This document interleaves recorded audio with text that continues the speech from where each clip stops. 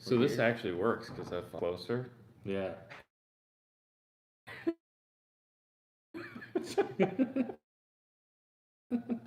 Get the scale right. Well, it was funny because Matthew was like weird because he's like you. He's like your height, your build, and I'm not. And he's like watching the video afterwards. God, I look like a giant compared to you. And I'm like, you. Which will be even more. Oh, here we go. Yep. Yeah. So. Oops. Oh, it doesn't matter. I mean, we can see ourselves right there. Yeah. Yo, it's your boy HiFi Vega. Yeah. Got Fuego in the house. Oh, look at that. What's up, Scott? Thank you, buddy. Well, so Fernando passed out. He's dead, maybe, possibly. Maybe, possibly. I took him for a ride up the street so we could beat down on the kicker truck, and Fernando was it's just a loose amp. It's okay. we talked about that. Anyways, so we got back and he was already gone, which I knew he would be because he was curling up in the chair. You saw him. Because he's small, man. He'll curl up just like your dog and just be like, he's out. He's out. I was like, I don't even know why you're fighting it, man. Just go to bed. Just go to bed. I mean, it's 20 hours. I mean, or 24 hours. Yeah, it was like 24 hours we've been up. Well, actually longer than that. Cause yeah, who cares? The math. I'm not doing math right now. I can't even think straight. So, what'd you think of the truck? It was loud. Yeah. It was loud. It's louder than 150. Oh, yeah, it's way louder than 150. Yeah, that's why I don't think that meter is worth it. Yeah. I know. We should have took the meter. Nah. I don't think it works. I mean, yeah, I pressed every button on that thing and I couldn't get it to do. Like I kind of time in my career that I've had the opportunity to take possession when buffering. We should have hooked up on the Wi-Fi. We can do that. Yeah, I think we can. All right, hold on. Yeah. Hold on. Let me see if I can just get in here. Hold on.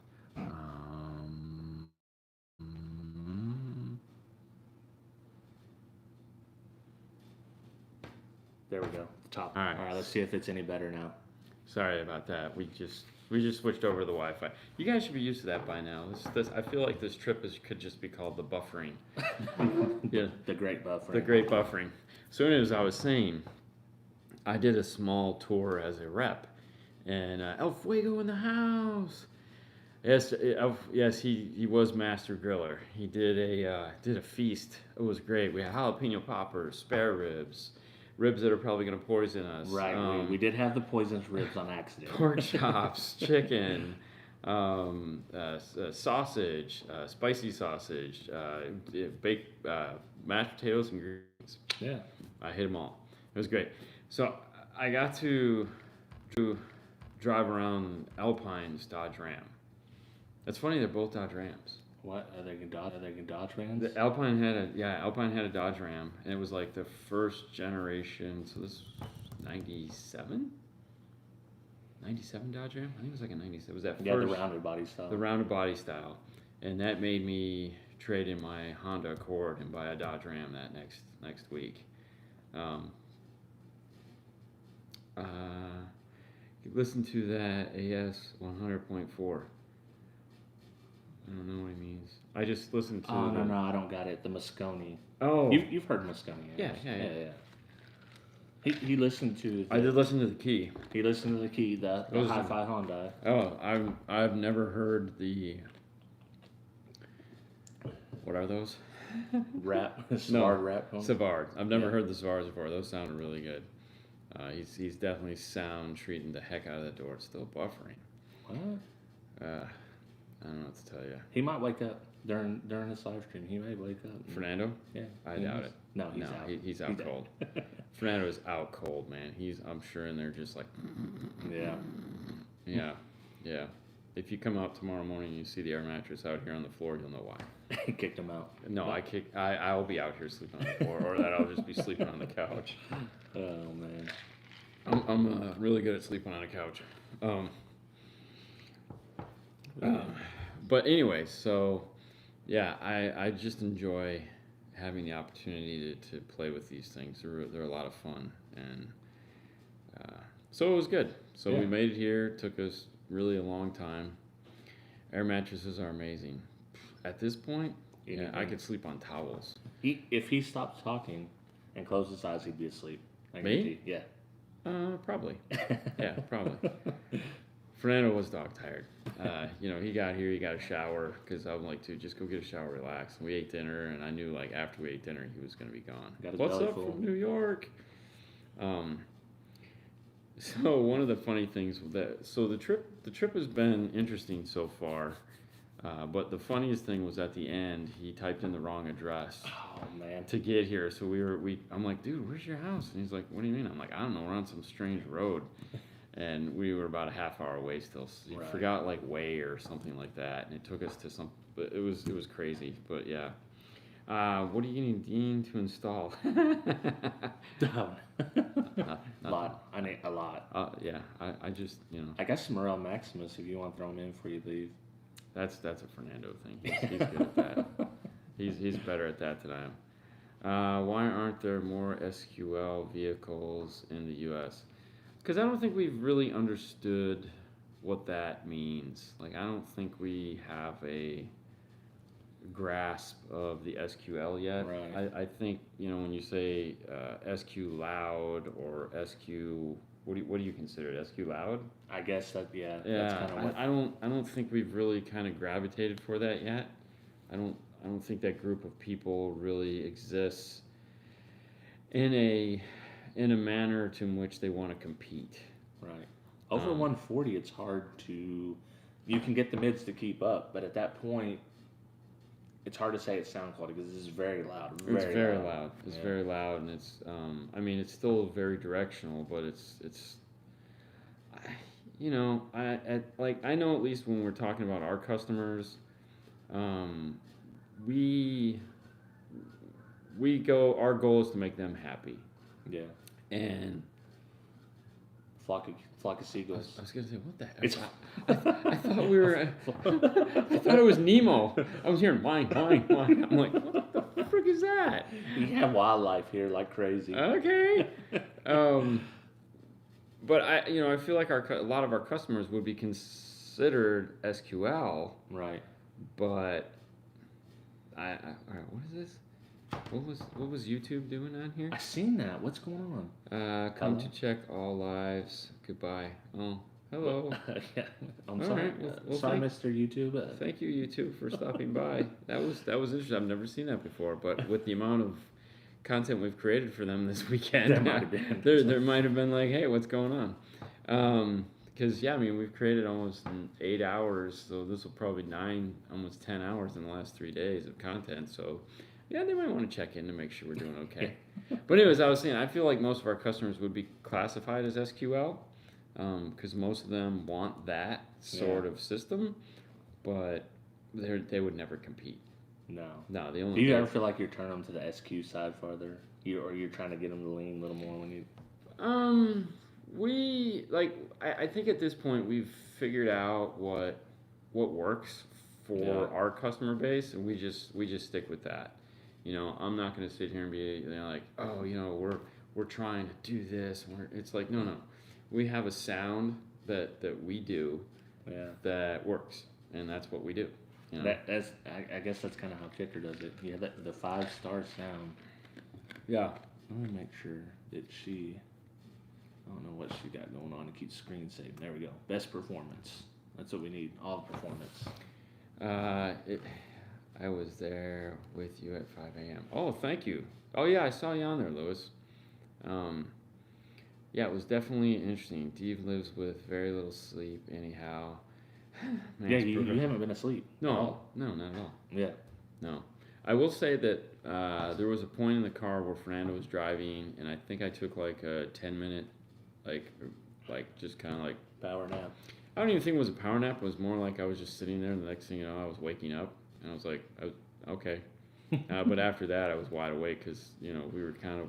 I was worried about him, and he was worried about me because we were both too freaking It gets like tired. a hairy situation. Like, are we gonna die? Are we gonna die? What's up, Bobby? Between rides at Disneyland, nice. Shout out to the bass bangers. Bobby, show us to the people next to you so we could say hi. Wait, let us know in the chat when you're. Dude, they're afraid of Bobby. Let's be honest, I know, man. they gotta be. They're like, I don't want. Just tell me like, hey, my friends want to say hi to you. Dean, did you crank up the kicker vehicle when you pulled in HiFi's driveway? No, we actually had to go like a mile away to crank it up. Yeah.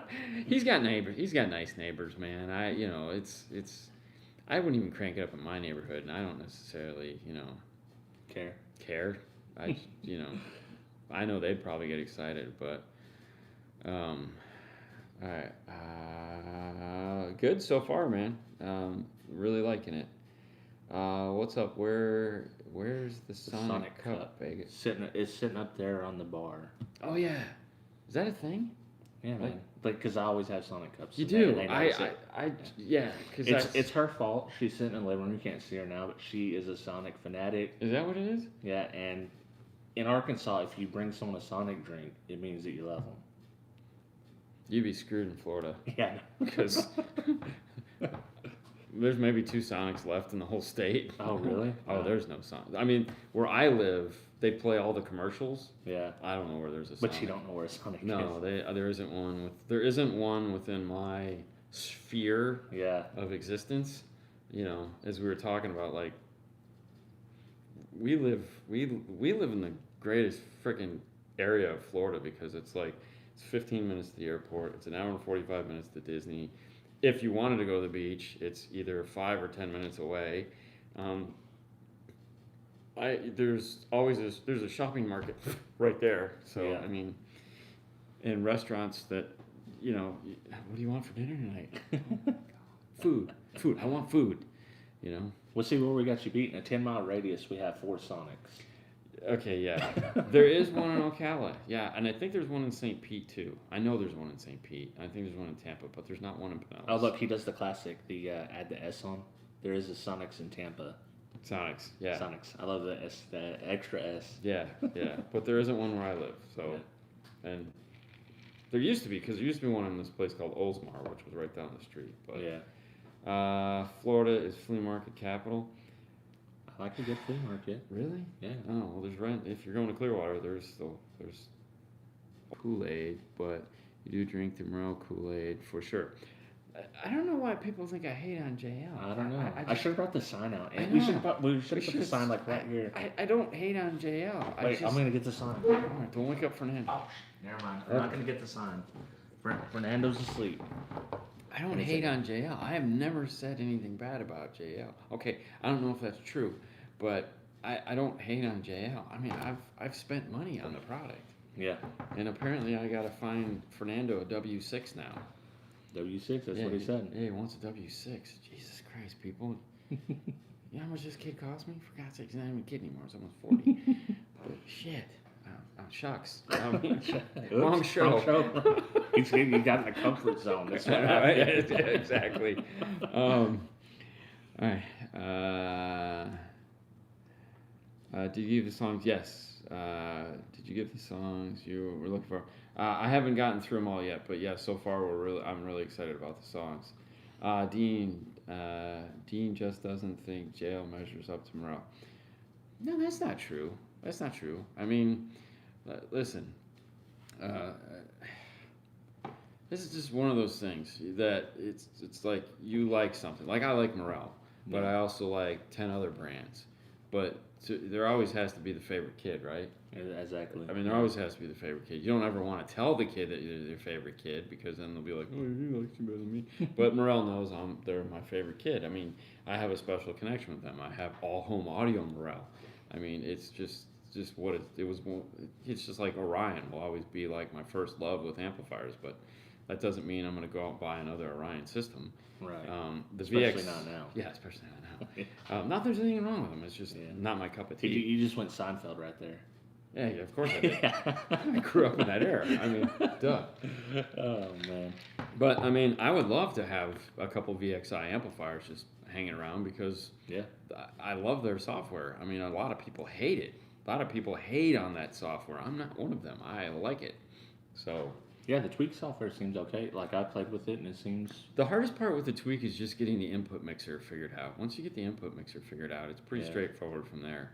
But I had to call Jason Fro, the first one we did, because I was like, I have no idea what this is. Like, I've never seen anything this, like, what? Well, you know, it's funny. Kicker is also Tweak software for their DSP stuff. Yeah, okay. You know what I mean? That's what, if you look at the ad. Yeah. Oh, yeah. But, no, it is, but it's not. Yeah, with the whole, TWEQ. Yeah, Tweak. Mm-hmm. I never looked at it like that. Yeah. We actually did a... so was it chicken or egg? Who came first? It would have been Kicker. Kicker's the oldest. Kicker's had that software for 8 years. Oh, okay. Yeah. So we did your system the other day where we took a 4-channel and the mono block. So you had a 2-channel, right? For the Q? Yeah. Yeah. I have 3 2-channels. 3 2-channels. So I have 2 2-channels and a mono. Yeah. So we did a 504 and a mono. Yeah. The guy we got a good deal on them. So I was like, that's cool. I like did you buy the USB hub so that you can? Yep. Yeah, that's fun. On control. Yeah. But I got the 2. Is 504 75 watts by 4? Or is it 125 by 4? Because I got 2 500.2s. So this is a 500.4. Yeah.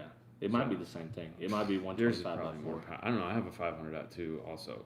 Yeah. I've never done anything with it, but I have it. That's the one that we tested. I was like, I'm not giving this back. What's up with Bluetooth amps to avoid using head units? So the main problem with why you don't see too many of those is because building the amplifier to isolate out the Bluetooth is a pain in the butt. So that's why you see now there's a lot of add-on Bluetooth dongles. Like Audio Control has their new add-on Bluetooth dongle. Yeah. If you buy an Audio Control amplifier that's a D, you have the AC-BT24 that'll just plug in and make it a Bluetooth amplifier.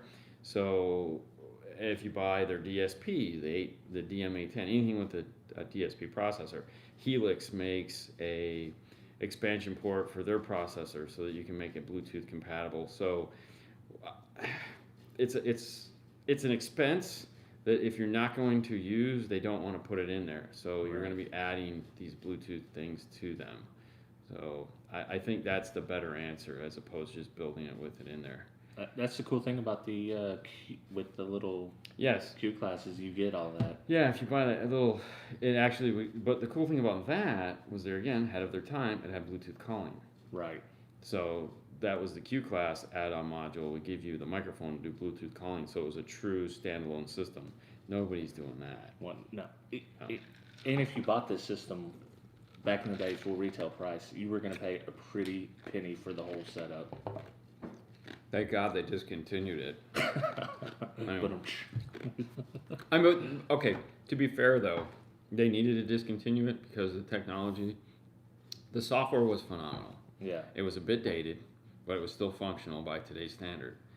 But the amplifier itself is not efficient in the least. It really doesn't work in the modern car, and it was starting to get long in the tooth, as are some of these other inexpensive amplifiers that you guys are buying, is that they're not built for a modern car. A modern car really relies on efficiency, and when you're buying some of these big, cheap amplifiers, they're not that efficient, and they're not going to work the way you would hope in a new car. You save money, but no.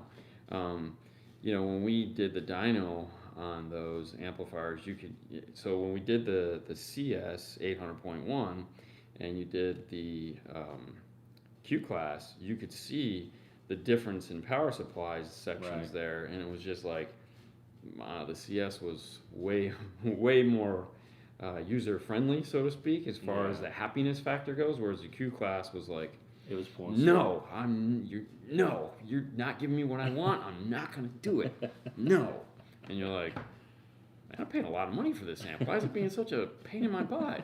You know, whereas the CS was like, bro, what you got? I got you, man. Yeah, you got power for days. And it's like when I tested them, I've tested both amps, and you can see, I think we're around like 60%, 62 or 63% on the Q, and all the rest of them, you're up in the 70s, 80s, easy. Yeah. Well, I mean, that's a boost power supply on the CS, so they designed that power supply specifically for the customer base that's buying it, that isn't necessarily going to have the best of the best with honors, thank you, sir. But they're also the ones that are going to be noisy about their amplifiers cutting off. And going, well, I don't understand why my amp's cutting off. I don't understand. Because you grounded it to the seat rail. Oh, that's a pro move. That's a problem? You just wrap it around the... Zip tie. Zip tie. That's how you do it. Are the Brazilian type DSPs any good? Like the Genesis DSP 4.800? I've never even heard of that. I've never heard of that. Wow, no, I have no idea. Honestly, I didn't know they made a DSP, like a Brazilian style DSP. I mean, I know like DS18 has like their analog / digital style where it's got a lot of push buttons and stuff like that, and it doesn't plug into a laptop. Like that, I've just like touched it and been like, whoa, does it do this? No. Does it do this? No. Why are you calling it a DSP? Because that's the word we use right now. It's like tuning your amps. Oh yeah, I got to tune my amps. You mean set the gains? You set the gains, yeah. Well, I'm setting the crossovers too, so technically I'm... Oh, yeah, that's where they got you in the switch. You set the crossovers and you can do the... High pass. Yeah. 80 hertz. Tuned. Got you. I got you. I got you, bro. Y'all changed the CCA to OFC a few weeks ago, and the OFC was like 160 for the cables. Okay. I mean... Yeah, that's a good upgrade. Yeah. Very good upgrade. Yeah. Oh no. Yeah, I changed. Okay. Jeez. Sorry. I can't see, man. I'm like my eyes are anymore. Like you just gotta. I'm getting that. I think I'm gonna need glasses. Oh, so the Genesis DSP 480 is, I'm guessing, kind of like an audio control crossover, basically, in a way. Oh, okay. So yeah, it's kind of like the box that I was talking about. There again. If you haven't caught the show that I did with audio control last Thursday called Demystifying the Black Box, I strongly recommend, if you're curious in any way, shape, or form about a DSP, is please watch that show. The whole purpose of it is to answer a lot of these style questions where it's just like, tell me more about a DSP, tell me what it does, it's kind of scary or it's kind of unfamiliar, and it'll answer a lot of the questions that's why we came up with it, was to answer a lot of these questions that people have about DSP. It's a very quick watch. I know it's an hour long, but we move fast, and if you stick around to the end, there is some Q&A, but the actual portion that you need to watch is only about 45 minutes long in the middle, and it's well worth your time. Definitely. I watched it. I didn't get to watch it live, but I watched it afterwards. No, family is my deviant, you're too much. Okay. Man never sleeps. Show us how it's done. Yeah. You're living up to your name right now. The man who never sleeps has been up for 30 hours, let's say. Got to be. Well, Saturday. What time you wake up? 5? Saturday morning at my alarm goes off at 8 o'clock or 8 o'clock? No. Yeah, Saturday morning's 8 o'clock. Oh yeah, So dinner we had pork chops, chicken, spare ribs, deadly spare ribs, jalapeno poppers, homemade jalapeno poppers that were fabulous, mashed potatoes, green beans, 2 different types of sausage. Yeah. It was good. It's good. Honestly, we're talking about now, and you're making me hungry again, because we ate. The last time we'd eaten before we came here was at the breakfast Instagram show we did from Buc-ee's. That was it. After that, we had some snacks, but nothing, because we were just like, we gotta get here. We gotta get here. We gotta get here now. We gotta get here before Dean falls asleep, before Fernando falls asleep. What does that say? Dean, how much tea you drink so far? I had a Powerade. I had my Sue drink. I had 3 teas. 3. I had 3 teas over that period of time. That was it. And a Powerade and water.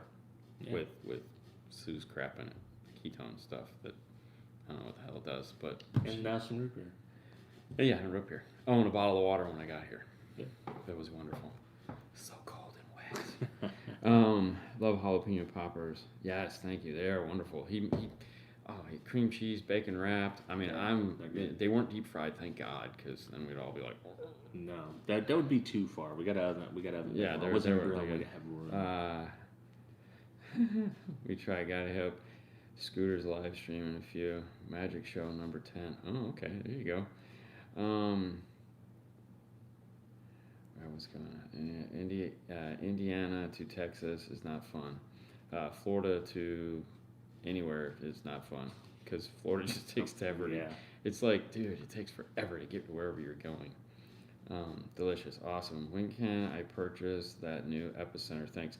According to Chris, it was 45 days, so realistically, September, either sometime in October or I'm honestly thinking November.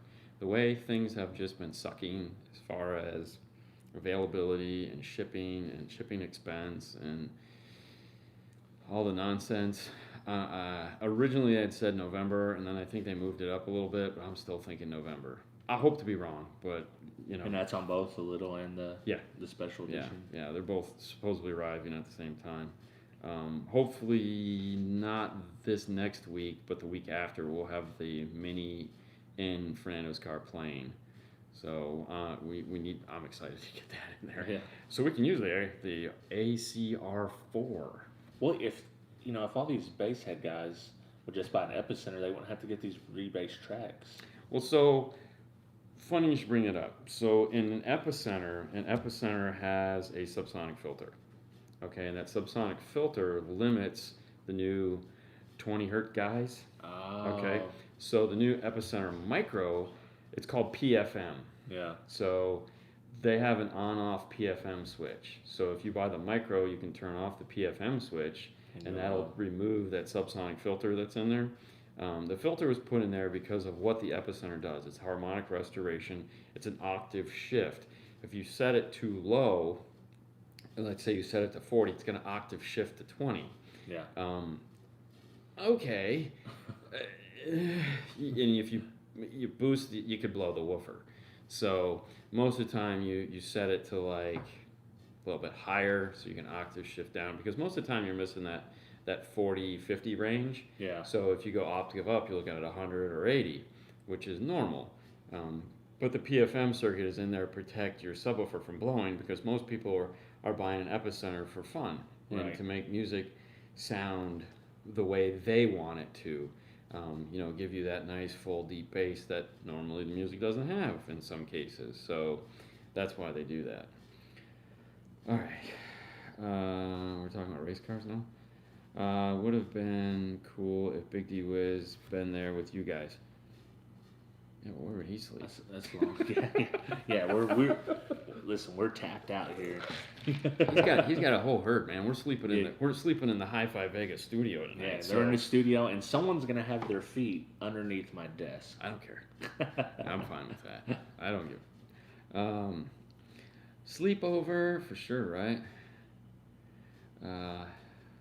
5-star audio rules. What does that say? Oh, straight talk. Straight talk. Yes. Yeah. Straight talk. 100%. This ain't reverse polarity. No. This one we take seriously. This is a very serious show. I get what you're saying. 5-star stereo makes a lot of sense. Okay, cool.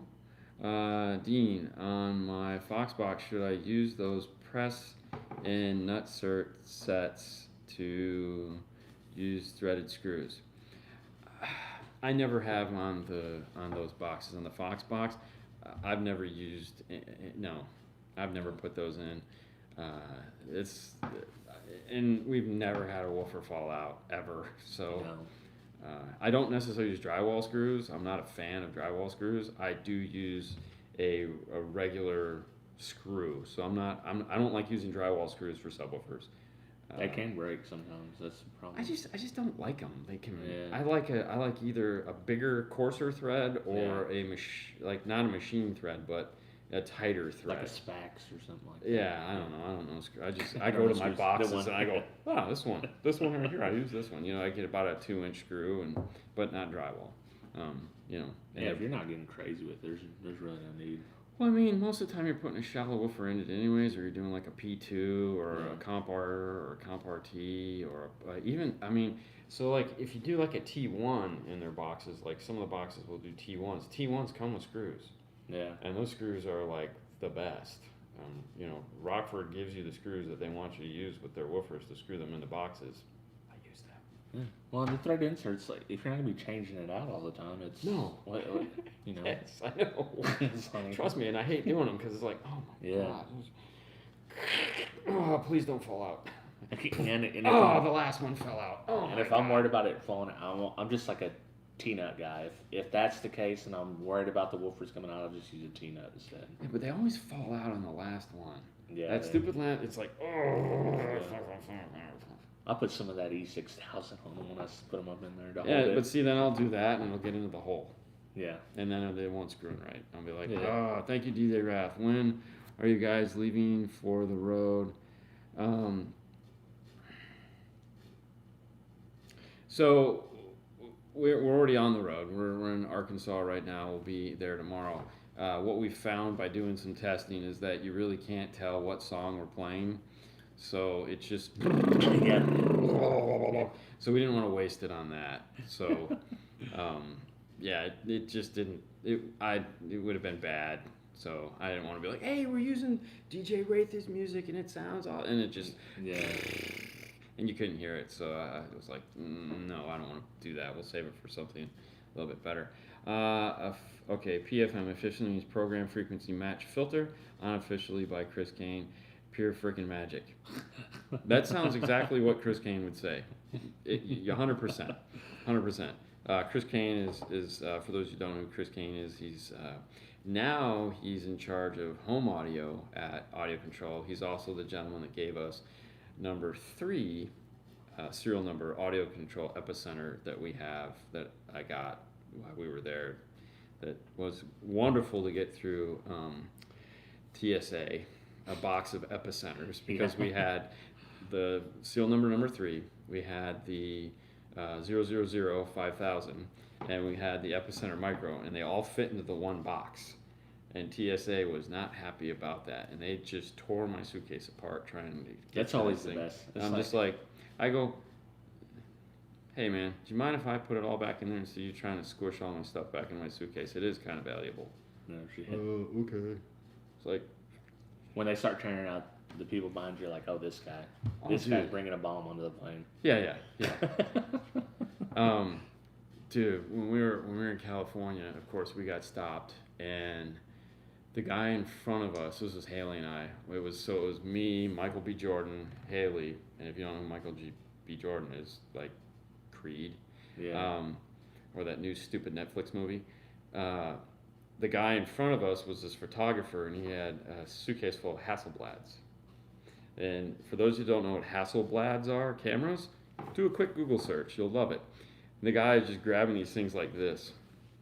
And I'm like, don't do it. And the guy's face, he's just going red. The guy is red. Because I'm like,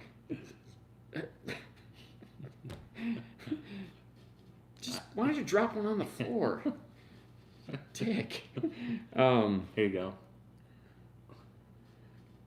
Vega, where's the home sub?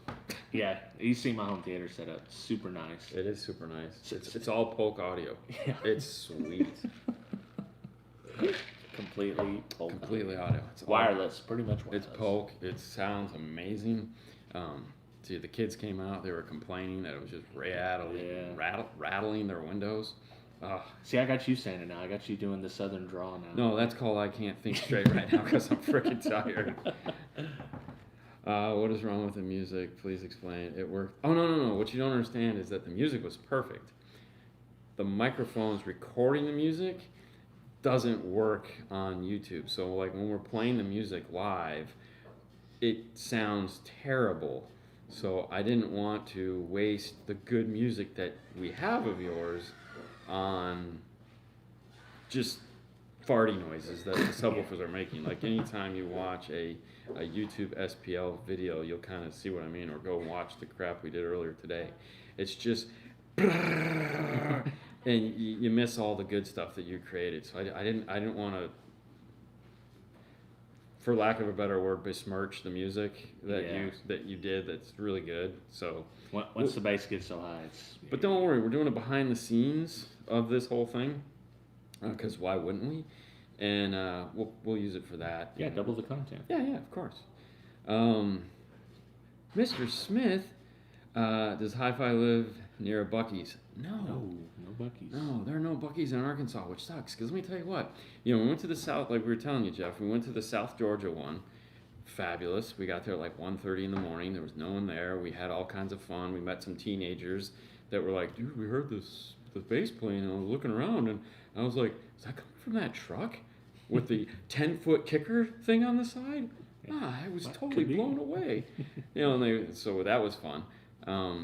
And then the other Buc-ee's we went to in Alabama was wonderful. We got there about 5:30, and then every place after that was disgusting. Yeah, it was really bad. And so to sidejag here for a second, if you're a gas station stationed along a major highway, there are 3 things that people are going to stop for at your gas station. 1, gas. Have clean pumps that look nice and presentable and don't look like they haven't been cleaned since you put them in. 2, liquids. Have a good selection of beverages on hand for people to, consume. And 3, relieve their bladder or their colon. Have a clean goddamn bathroom.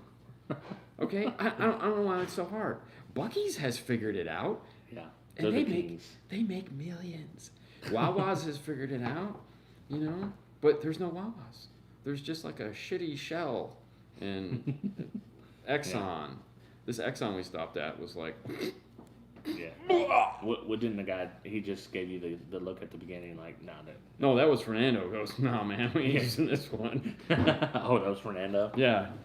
You putting the big 3 in the kicker truck? No, it's already got all that crap, man. Yeah. That thing's hooked up. It's got a whole big thing. Make all the noise you want, man. It's all good. Paddle stuff around. I got a question. We're live streaming. I know. What's your question? So you brought the kicker truck to go to Oklahoma, right? Yeah. Where are you road tripping back? We're flying. Oh, fine. That makes all sense. I was just saying. I've been doing upper body.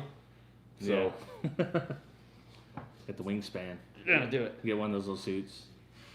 Yeah. Oh yeah. No, Fernando flies out Tuesday and I fly out Wednesday. Yeah.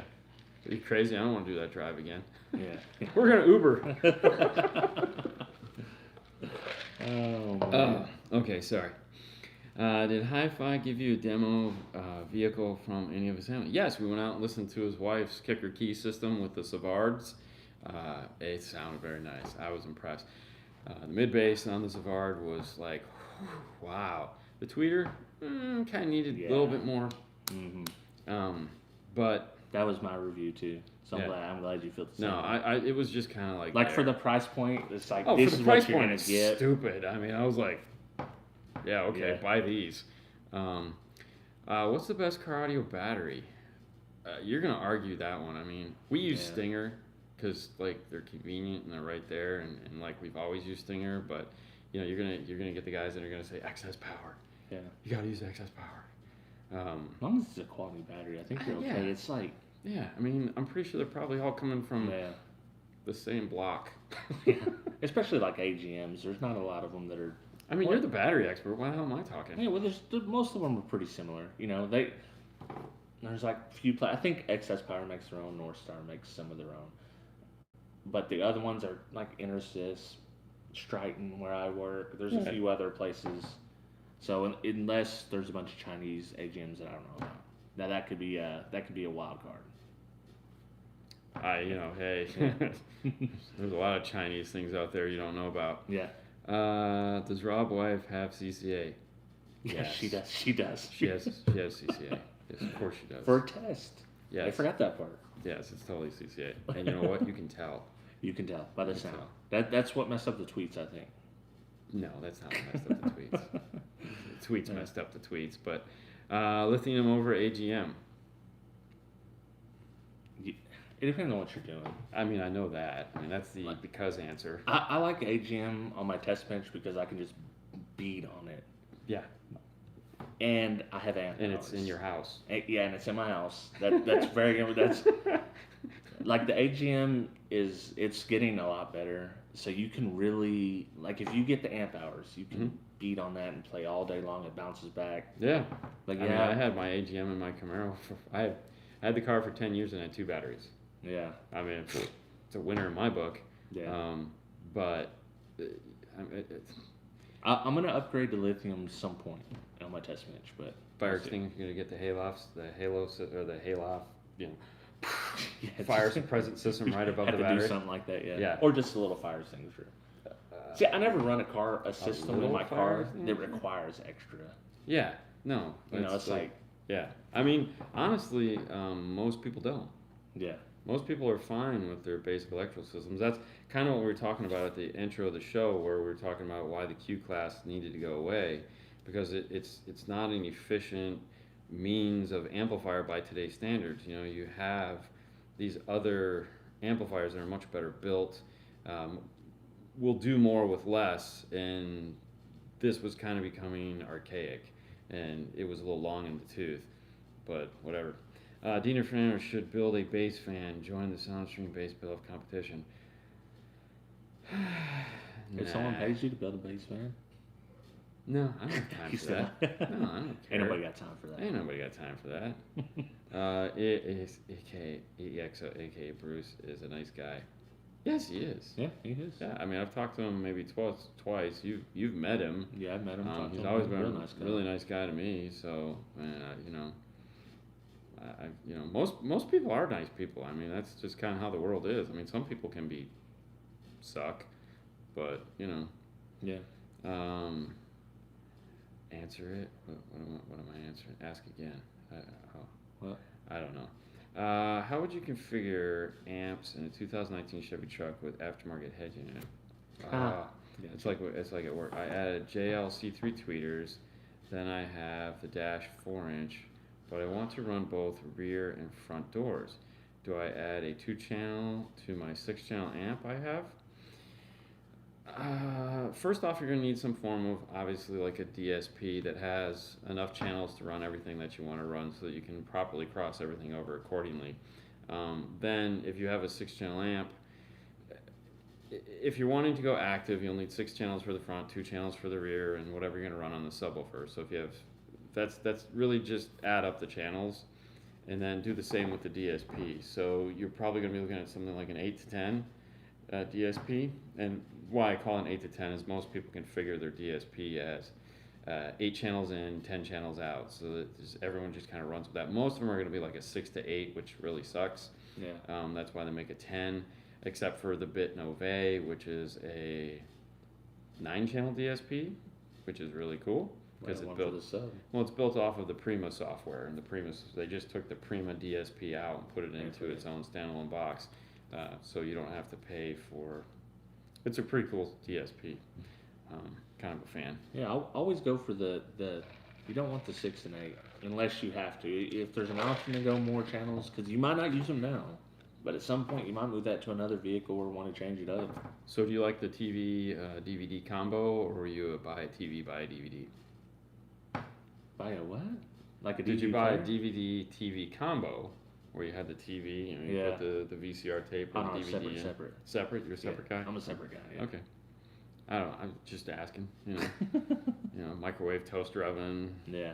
Whatever. It's like a smart TV. They're all smart TVs now. Yeah. I'd rather just have a plain TV and then I just put whatever I want. Yeah, boxes, which is fine. A smart TV can do the same thing, but until Apple decides to let people license their software on their TVs, no, right? I don't care. They do. Who they let? There's one really expensive TV? It might be Sony. Okay. I honestly have no idea. I just remember at WWDC, there is somebody that makes Apple TV, built-in TV. Oh, that would be nice. Yeah. I still would have And then to it wait. won't play certain Netflix shows, as we both know. It's whatever they say. Real world problems here.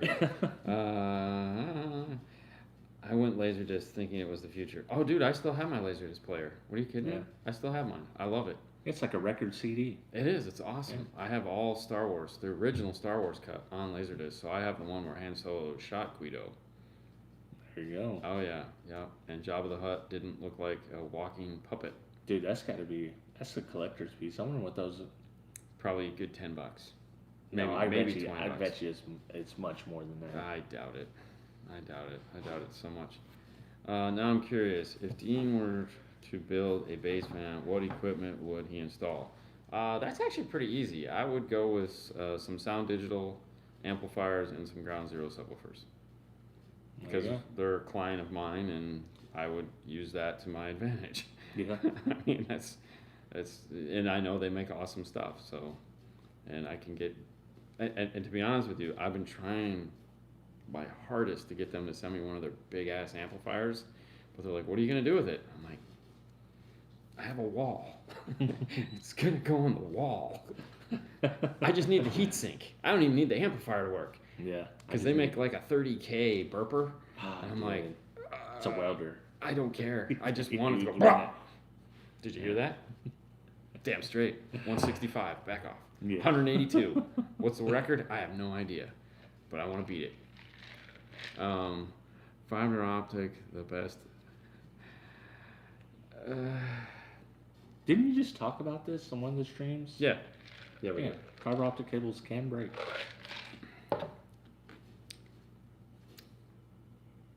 If your source unit is close to your fiber optic, it's not a bad idea. If you can keep it between 6 and 3 feet, great idea.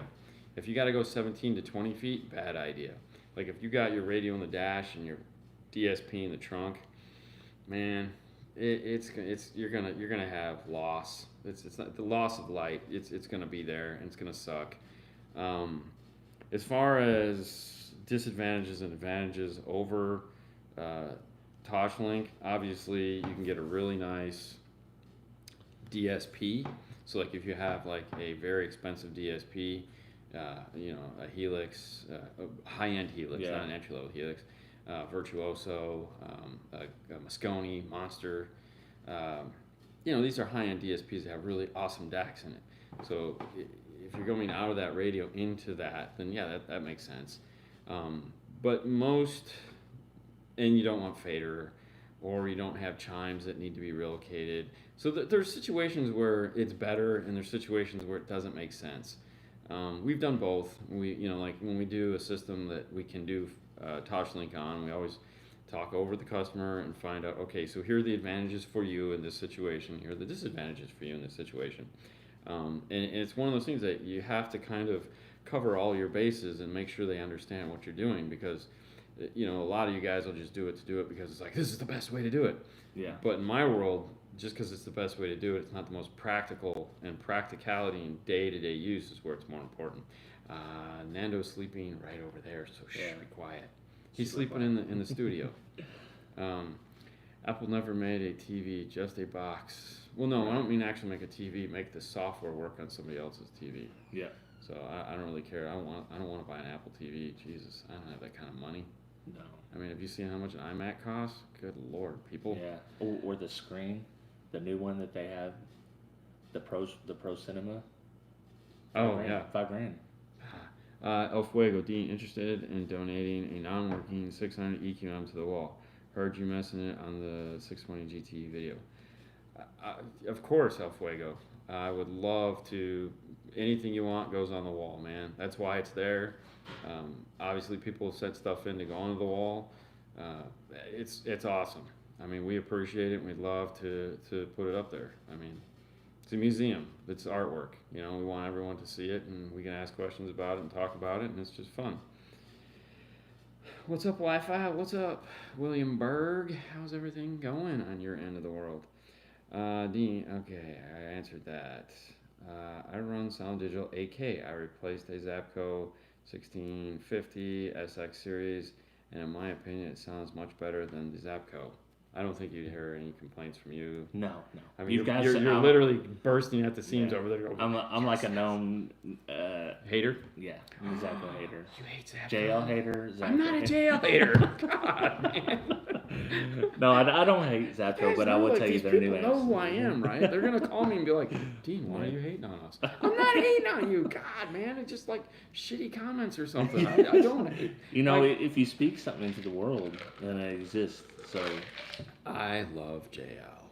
Oh, there we go. Clip it out. Clip it out and send it to him. Trio subs, junk. Oh, I haven't, dude. Trio still makes subs? Dude, I wish they did. I like Trio subs. I have an amplifier. I have a Trio amp on the wall. Yeah, they were cool. Yeah, I didn't think they still made stuff.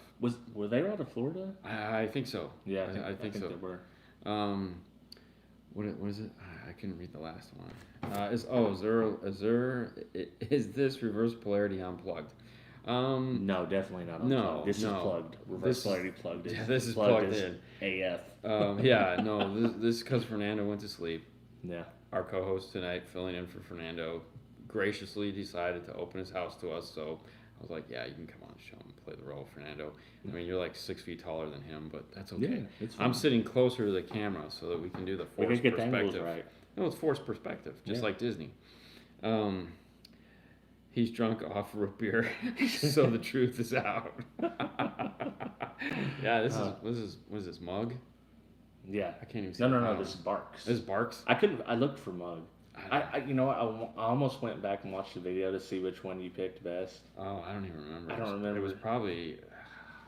I want to say. Was it Dad's? No, was that the worst? Probably. I don't even remember. If you're wondering what we're talking about, Haley and I did a Boring Life root beer video. Have you ever used the Focal PS8? No. And it's not on my list. Okay, I love all DSPs, I really do, but it's not on my list of like, oh, I really want to get my hands on one of those. I've played with the software. It's very colorful. We had an opportunity to do it once, but the guy changed his mind and went with, I think he went Helix instead, and it was a much better move. It's an okay DSP. I mean, that's really what it comes down to. It's an 8-to-8. It's not bad. It's not special. It's just DSP. And there's a lot of DSPs out there that are like that. So, I mean, if you just need a DSP and you get one at a great price, buy it. I'm not going to tell you not to because it'll do the job you need it to do. But there are better DSPs out there. By all means. No, I'm good. If I drink any more, I won't be able to sleep tonight. This is the best aftermarket head unit with volume knob, Kenwood 1057 or the Stinger High 10. Out of those two, the Kenwood is definitely going to be a much, much nicer radio, but it's also almost, I want to say it's close to almost double the price, or at least a couple $100 more. Because I might be confusing the 1057 with the 10007, which is the nav model, which I probably am. But the 1057, I personally have a 1057, loved it. I also have a Stinger High 10. Not that I don't like it. It's a great priced feature radio, but it's not as refined as that Kenwood. That Kenwood is super sexy and has a much better screen. You know, it's funny too because when we had Seth Hostetter on from Kenwood JVC, he was talking about how their screen is designed. They're the glue that they put in to bond the screen so that if you're wearing polarized lenses, you can actually see the screen. That's cool. And when we were driving this thing with this 2015-inch Chrysler piece of crap radio, we're both wearing our sunglasses today, and I'm looking at it and go, why is the radio off? Oh, the radio's on. The radio's off. The radio's on. I'm going, oh, what a piece of crap. But for 2015, guys, it's 7 years old. You know, be nice. What the heck? Don't be so judgmental, Dean. 6-disc changer still a thing? I mean, I have a 300-disc changer at my house. Yeah. But it's not going in my car. I don't think anybody makes them, do they? No, they don't. Yeah. They don't. It's called an iPhone or a Google phone. Or 1,000 songs in your pocket. I still have mine. Yeah. Yes, for real, car audio guys. Oh, I don't know what he said. What's a good SQ 4-channel amp that won't break the bank? the Morel 4-channel amplifier, MPS 4 something. Morel makes 3 amplifiers as of right now. They have more coming out, which are the limited edition ones that we played with last week and unboxed on the show. But right now they make a 4-channel, a monoblock, and a 5-channel. The 4-channel is an AB class. It's like 70 by 4, which is about normal for what you're going to find for an AB class. It's about yay big.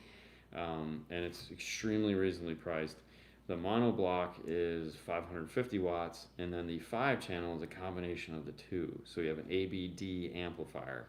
So you get a AB class for the highs and a D class for the subwoofer. But they're all really, really affordable. So I would definitely check them out if you're looking for something like that. And not because I'm a Morel fanboy, but just because it's a good damn value. All right. USB and Bluetooth kind of replaced disc changers. That they did. I have been thinking of you both while I work on nearly 3,700 watts of kicker system, 4 comp 8s, 2 5x7s, 2 6.5s, round standard. Oh, nice. That's gonna be loud. Guys, why would you ignore me? I'm a big fan. We don't ignore anybody, Piers. Just type the question again. I'm answering them as they pop up. I'm not controlling this, so please, by all means, ask the question again. We're not ignoring anybody. All right, here we go. See, you typed it again. I'm going to use a SCAR 6.5-inch mid-range and an Orion XTR 1-inch tweeter, active both, 150 watts RMS, 75 watts RMS. How can I make them sound at the same intensity?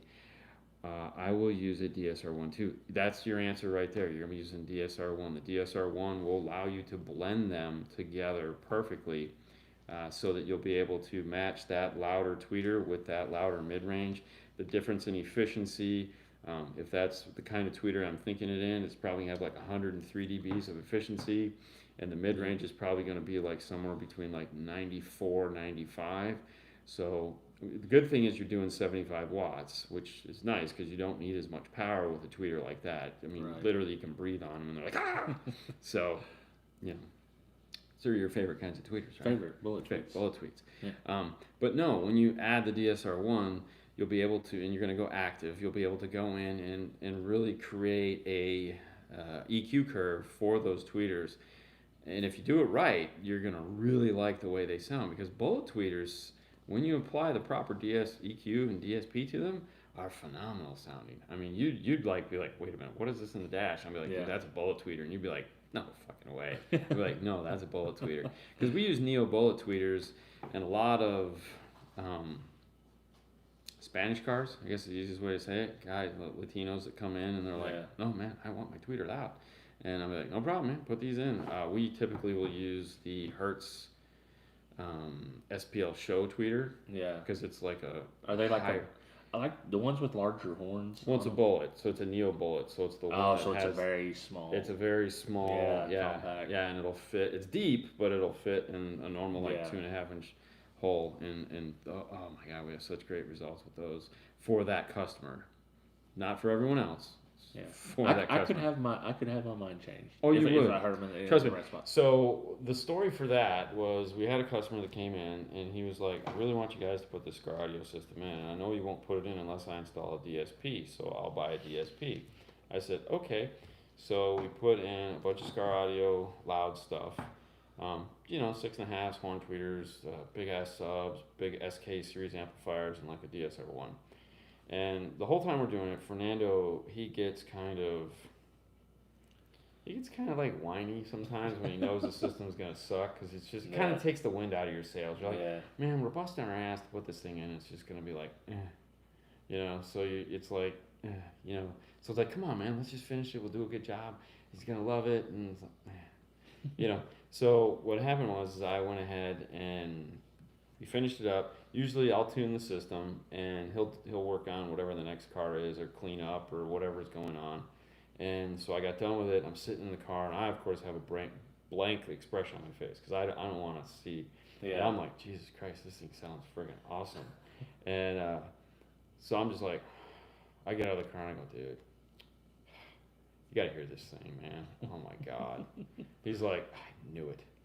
So he gets in the car, and I'm laughing my ass off on the inside. It's like when you play a prank on your kid. And he gets in there, and I just see him go.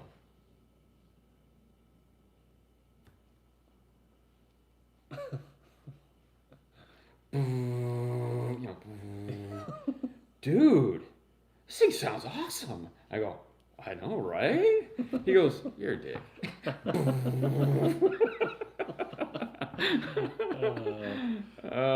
So anyways, that's my story. Dean, have you used anything from Audio Dynamics? I want to try out the DSP they have. I actually bought that DSP. It's been sitting on my shelf.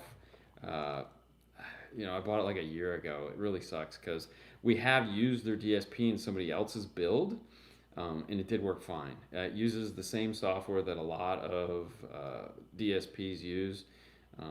The Dayton software? It's like the Dayton software. Yeah. It's that whatever that layer is.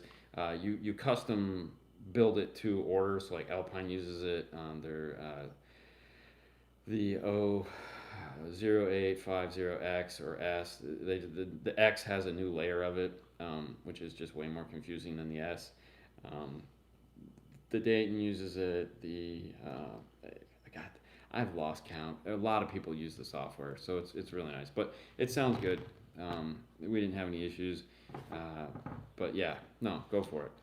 The one we installed was the bigger one. I think like the 10 channel. Right, they do make a big Yeah, one. he went with the 10 channel. He took out the 4 channel, the smaller one. So I have the smaller one, but I haven't had time to play with it yet. But I do know the 10 channel worked as advertised and made the system sound great. So how do you set gains for active tweeters? Very low. Very low. I would look when I'm setting up my gains, man. My gains are down all the way at the beginning. If you have set the gains on your mid bass, okay. If you're one of those guys that has to worry about setting your gains, like I gotta set your gains for 0 dB on the tweeters. Set your gain for your mid bass at -5 dB, and leave it at that. That's going to be where you're going to want to end up anyways. You can go ahead and set your tweeters up for -5. Chances are you're going to turn them down to blend in better with the mid bass, especially if you're running the same amount of power on them. Yeah. So just leave them at 0 dB. If you like done, walk away. That's all they need. And if you put them at 0 dB, the nice thing about it is if you go into the radio and you're like, man, I want it to be a little bit sharper. Okay, then you can do that. You can add just a couple dBs of boost in that one little frequency that it's like 10,000 hertz. Just I'm gonna give it a little bit more at 10,000. As opposed to every frequency gets 5 dBs of boost. Right. Yay, look at me. So metric for the win. Take it easy on the tweeter. I am waiting for my fridge over here every night when we lay down. So we'll see. That'll be nice. No, it's like I don't know what it does, but we might see it live. Oh no, we might hear it live. Oh no, mine does it every night too, man. It's like the water thingy doing it. Yeah, because I sleep on the couch and the refrigerator's right over there, so I'll be dead asleep and it's like crack, and you're like, what the? It's the goddamn refrigerator. It's not the ghost, Haley. It's not the ghost. HiFi Vega Cribs Edition. Over here are the kids' rooms. Yo, check it out. Let's look at my pantry. Look at all my Coke. Look at all my what is it? Dr. Pepper Cherry Zero. Did I get that right? Yeah, Dr. Pepper Cherry Zero, and Pepsi Wild Cherry Zero. Boom. All we need is little. Not cans. To flex on anybody, but we have it. We get the little cans though, because we like to drink just a little bit. What's the plans for the Kicker on Mask on Tuesday? I won the grand prize when HiFi hosted. Nice, good for you. You're gonna help El Fuego out this time? I honestly have no idea. I have no idea what it is. I think it's just gonna be a free for all. Mm-hmm. DJ Wraith, thank you so much. Glad the music is perfect. No problem, man. Thank you for the $5. So I love the product. For the love of God, guys, let it go. I'm not a JL hater. I'm not a JL hater. I'm just not the standard JL fanboy. I'm not a Coke or Pepsi guy either. I am an iPhone, I'm an Apple guy, just because I think Windows sucks. but I also can respect Android doing a really cool job. Or I can respect Samsung doing an awesome job on their phone. I just feel bad for them that they have to run Android on it. You know, because in a perfect world, we could get an Android phone that ran Apple software, right? And we'd all be like, dude, check out this camera. Dude, because that fold looks pretty sick. It's gonna break. I would break that the first week. It's gonna break, but like the concept's cool, and if it had like the software I wanted, yeah. It's funny you mentioned it to break. So when Brandon at Audio Control gave me the Epicenter Micro, he just looks at me and goes, "Do I even need to say try to break it?" I go, "Nope." Well, Dean has found a flaw in the system and the kicker. There's a flex panel. And I call it flex panel because it. Oh, yeah.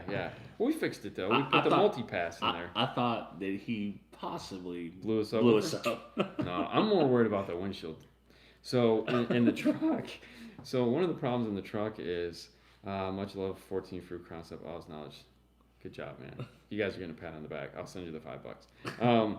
So when on the windshield, the mirror fell off, and there's someone put a piece of Velcro there to hide a hole that's in the window, and it's got a smiley face crack coming for it. So, and it's right there in the center of the window, and that thing is moving a lot of air. I mean, that windshield is flexing a good. It's moving. And I'm just waiting for it to go poof. The whole dash is. Yeah. I'm like, oh, please don't break. Please don't break. Please Not don't on my break. watch, anyways. Yeah, I mean, it can break when we pull in the parking lot. I'm perfectly fine with that, but please don't break now.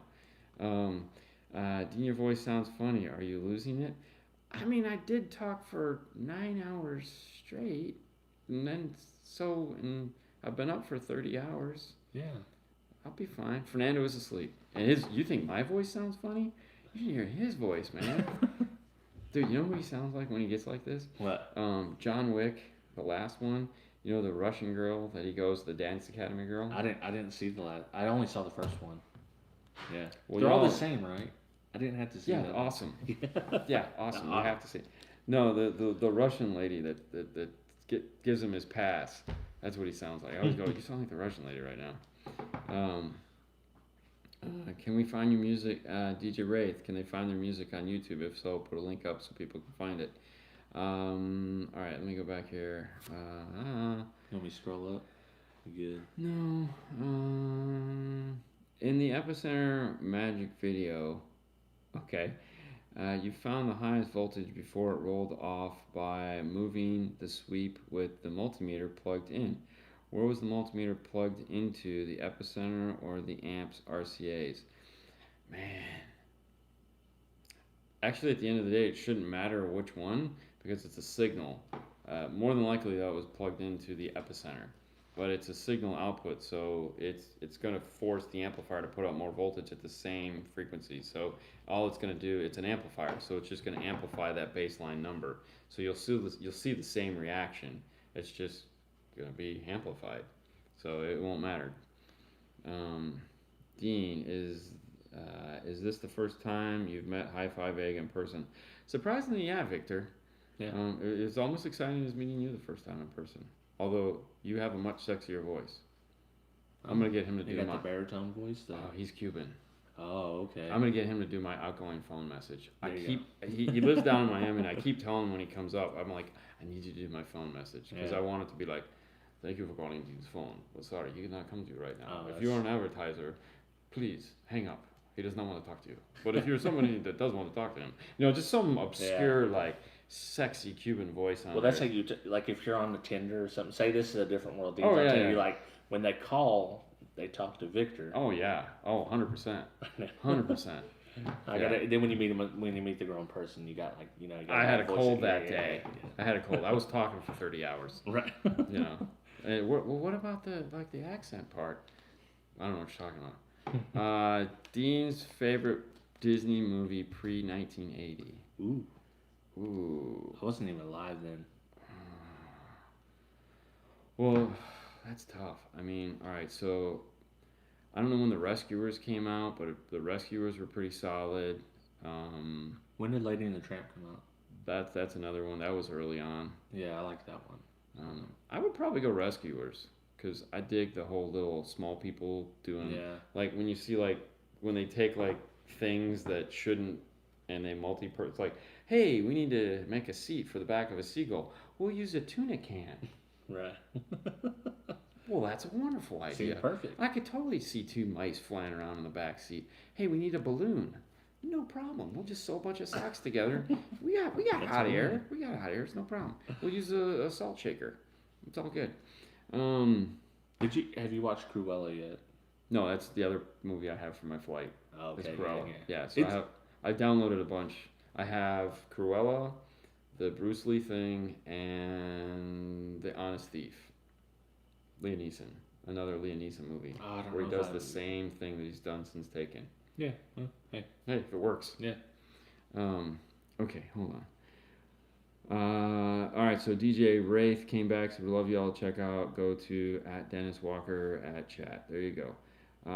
What's your take? Oh, geez. What's your take on the full digital speaker approach, like what Clarion is doing? The whole system. Do they still make that?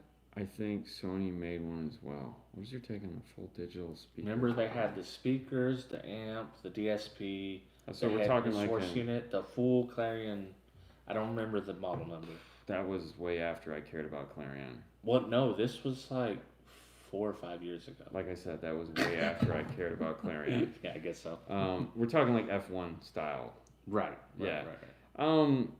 Sony has the new ES line that they're again. So I mean, this is something that people have been doing for years. Yeah. You know, anytime you build a series, it's just kind of like go with the series. So, you know, you have ES line of product. So right now we're missing the amplifiers, but we have the radio, we have the speakers, we have the subwoofers. So we have to go with GS amplifiers. We know there's an ES amplifier coming out. I mean, common sense will tell you that. But I'm not opposed to it because it makes things easier to shop for. I mean, when you look at Kenwood, it has all the XR line. We had a customer that wanted to do a high-res system in his Miata, and he's like, I want all high-res. I said, no problem. We can go Kenwood XR because everything in the XR line is a high-res from top to bottom. So we did an XR head unit, the XR 901.5, the XR 180s, the big 8-inch or 7-inch in the doors. Boom, done. Bob's your uncle. He's happy, and it's a complete system. But the F1 system is. Have you heard it? No, I have not heard it, but more information has been gleaned about it, and the price has been set. Uh-oh. The price is set in stone, and it is now. This is what it's going to cost. And I hate to say that I was right, but damn, I was not right. I was wrong. You want to guess how much it's going to cost? Wait. I think you told me a number. Okay. What, 30,000? I was wrong, and that was the number I told you. Yeah. So what do you think it actually is? 10 grand. Nope. Am I cold or hot? Oh, you're freezing. You're about as Dude, cold as that. $50,000? You're still cold. No, you're not. Oh, you're cold. Cold. 75,000. Whoa, slow down. I just said I was wrong. I didn't say I jumped off a cliff and was dead. No, retail cost in it is going to be $35,000. Oh wow! So it's going to be retail cost $35,000. It's 11-inch subwoofer, not an 8-inch subwoofer. So do you think you'll install one? No. We won't even be a dealer for one. Oh really? You have to be like a Premier dealer or something. No, like that. You have to be an F1 dealer. Oh really? Oh yeah. Oh wow. There's only be like one in the state of Florida, and it ain't gonna be us, thank God. Hey Dean, grab some drink along with your trip on me. Have a safe ride. Thank you, Rob. That is awesome. Fernando and I do appreciate it. Oh fuego, Dean never sleeps. I like to sleep, believe it or not. It's one of the funnest things I can do. However, I also like to make content for you guys, so it's kind of like a mixed bag of poo. You know, like. And if he slept now, it might be harder to sleep at night. Dean has his running shoes on. Is going as soon as the show is over. Dude, let me tell you what. That was the hardest thing. So Saturday when we left work, we got off at 5. Yeah. I told Fernando to pick him up at 8. And so he went home to spend time with his wife and kids. I went home to an empty house because the girls are gone. And I was like, all right, I'm going to go running. So at 5 o'clock, running is murder because that's when the sun is like at 30 degrees. It's just baking you as you're running going, oh my God, this sucks. So I was debating on whether or not I was going to bring my running stuff because it was like, I don't know what day I'll have time to run, but I should bring it. But I didn't want to pack a suitcase. I just wanted to pack a bag for the flight because I didn't want a whole bunch of crap. So I was like, I just left it at home. And I was like, damn it. But I just know I won't have time to deal with that. But I did get a run in before I left, so I feel good. You should have seen these guys get out of the kicker truck. Oh, we were like dead. They had to pop all their bones back. Oh, it was horrible. Those seats suck. Wife has a 2024 Explorer with BO. I want to add an amp and sub. What would you suggest for use for getting signal from factory sub amp while dealing with start-stop and also BO EQ settings? Okay, first off, this is a wonderful question because it's not what you are talking about doing, meaning don't do what you just said. Do not connect to that factory subwoofer output at all, ever in a BO system. It's not what you think, and it will destroy whatever you hook it up to, okay? It's a big no-no. Everyone wants to do it. Don't, okay? And trust me on this. The easiest thing to do in that car to get a really great sound out of it is either, one, buy a Key 501 and put like 2 Compar T10s underneath the back seat. You're going to love the way it sounds. She's going to be super happy. You're going to connect to the front speaker outputs. Pick one. You don't have to use both because it's fine. Pick one, hook it up. We typically use the passenger side. We'll grab that one, we'll tap into it. Boom, Bob's your uncle, everybody's happy. You got tons of bass. Now, if she wants to go full crazy, or you can just do 110 too, but either way, the Key 501 is perfect for that. It'll de-EQ it. It'll give you the bass boost that you're looking for. It's going to sound wonderful. We've done it, okay? This is not like a, hey, this will work. No, we've done it. We know it works. Secondly, if you want to go bigger than that, like, oh, no, I want to get like a Fox box. I want to do like some big 10s in there. Fine, no problem. Get a key lock, the kicker key lock, which is their high level to low level adapter. Basically the same thing that's built into the Key 501. Get that. Buy whatever sub amp you want. Hook it to that same front speaker. Run the key lock, a logarithm in it. Get it to DEQ. Straighten everything out. Boom. Hook that up to whatever sub amp you want, and you're rocking and rolling. Okay, but those are the 2 things that we would do in that car, keeping the Sony system. Now, you asked about stop-start. If you do the Key 501, you don't have anything to worry about because it's stop-start compatible. So that's why that was my first recommendation. That will work. You could also do that same system, the Key 501 on like an L7T factory box, because like they make the L7T wedge that will fit right up underneath your seat, and that will give her a ton of bass. So that's also an option too. And that one's super simple. She can still keep most of that floor space underneath her seat. So yeah, there you go. Thanks, Dean.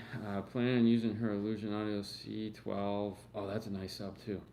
But yeah, but either way, because there aren't very many sub amp. Oh, you know, if you want a sub amp that is stop-start compatible, you could go with the 801, the CXA. Yeah, 801 from Kicker. Right. It's not necessarily stop-start compatible, but it's good down to 8.5 volts before it decides to shut off. So you're good. It works. It works. So an 801 and the key lock. Yay. Dean, I know you guys must eat something, so find a nice place and enjoy. Yeah. Oh, Fernandez, you're the man. Hit you with the $100 hauler. Oh, Fernandez is the bomb, man. Yeah, he is. Haley thanks you, by the way, for those Disney cards. She's on the cruise right now. She bought a nice backpack. So, so she's having fun. She's having a good time. No need for taco steak tonight, except pork for you or chicken. Yeah. Fernandez is the guy, man. Oh, Fernandez is cool. I'm more excited about. I'm more excited about going to Disney Orlando than my little girl's. Definitely making the drive to Clearwater to say hi to take you guys my phone. I hope there's an appointment available. Hi. So call ahead for God's sakes. If you want us to work on your car, you have to call and make an appointment. We're booking out now like a month or 2, or 3. So please call to make an appointment with Paul.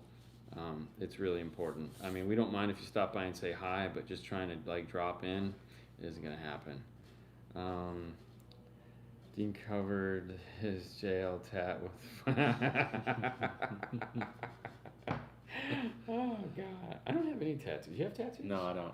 I don't know. I don't love. Now we stand out. Now we stand out because we don't have tattoos. Well, no, but the thing is, so my biggest problem with tattoos, like Fernando has the cool Mayan calendar thing that he had tattooed on there, which is the girls that he has doing is doing a fabulous job. I just don't really have any, like, I'm a big Star Wars fan. We all know that. You know, I'm a big Morel fan. But at the end of the day, like, everything that I think is cool somehow manages to always get screwed up. Like, if I were to have a Boba Fett tattooed on my thing, and some idiot walked up to me and said, "Oh man, that's the Mandalorian," I would want to punch him in the face. You know, because that whole thing has been screwed up for me. So it's like, you know, anytime you take somebody... Or an Orion tattoo. Oh, you like big bass. Yeah. You know, anytime you get anything other than your own creation tattooed on you, you just run the risk of it being taken away. And then if you get something like a big owl on your back, if you have one, I apologize. But it's like, why'd you get an owl on your back? Oh, because it looked cool. Hey, funny story. I almost got a tattoo. My friend had a tattoo gun. Oh, he was just going to draw on you? What was I going to... Guess what I was going to get? I was going to get it across my shoulders on my back. Metallica.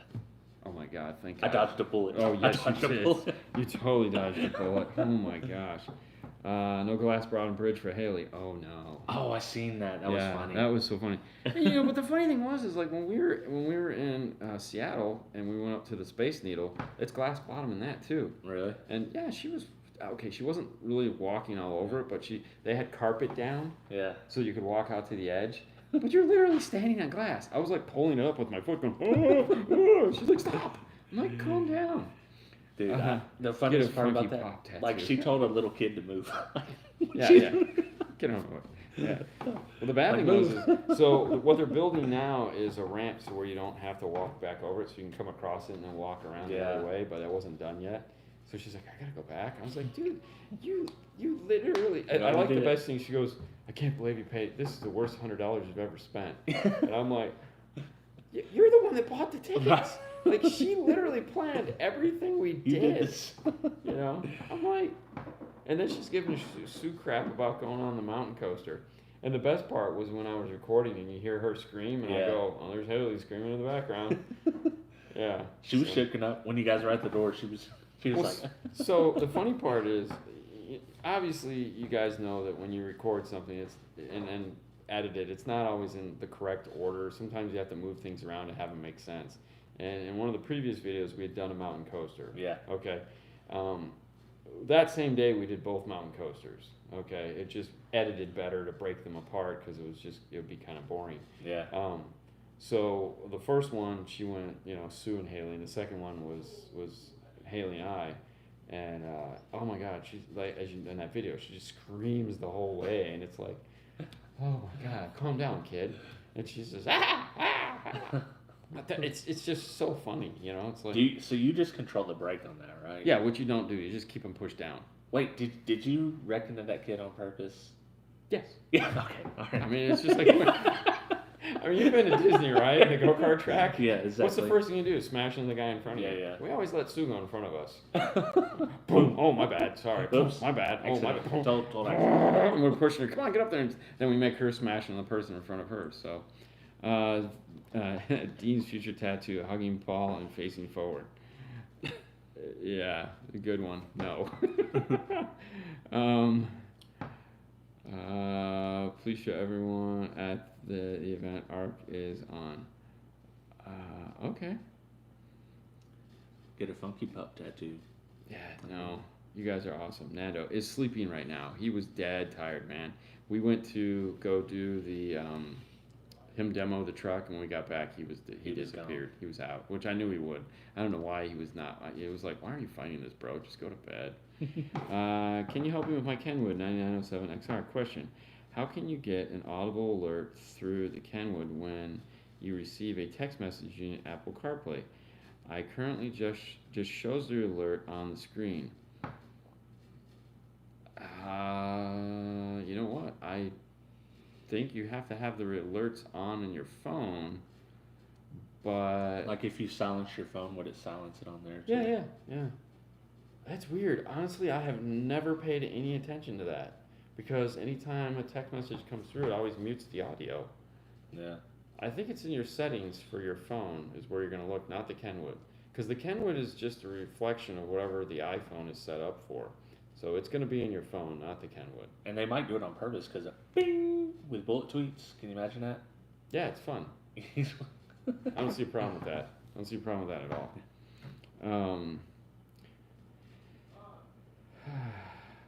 So you finally made it. We did finally make it, and we had dinner and we had a good time.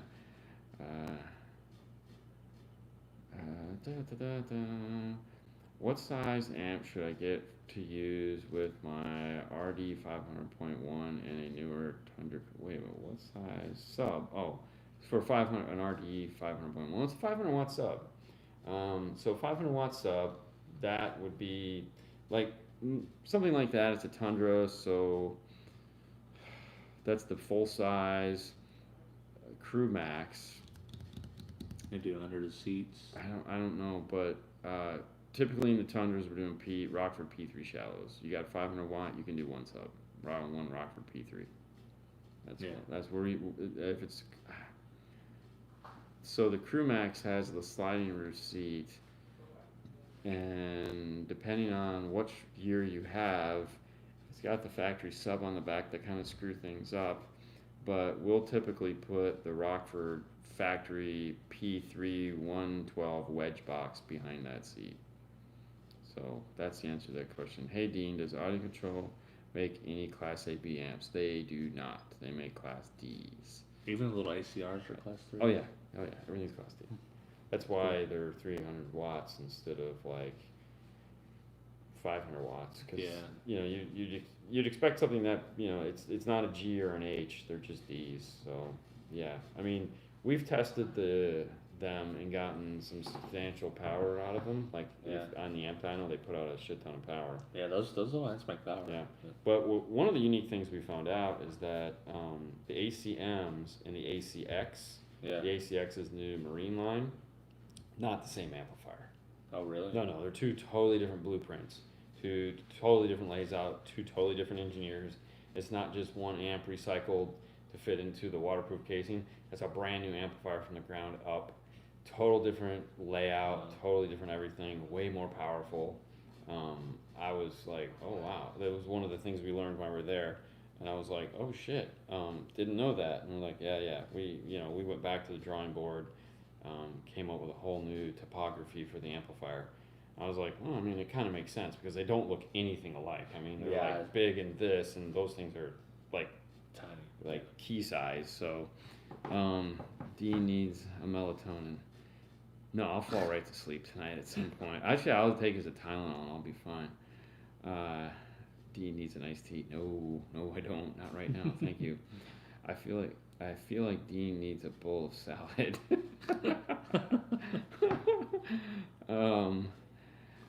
Speaking of Boba Fett, have you seen Microtech knife that plays homage to Boba Fett? They also made a blue Jedi, a red Sith, an Imperial. No, I have not seen that. Probably a good thing. I just did buy a Boba Fett helmet. I didn't show you the other night. I had the white one. Yeah. But I finally got the colored one. So I have the Return of the Jedi helmet. I bought that before I left, and I was like, as Haley goes, "Why'd you buy that? I didn't have that one." She goes, "Are you sure?" I was like, "Yeah." She goes, "Are you sure?" I'm like, I said, "Listen, it's not the same one."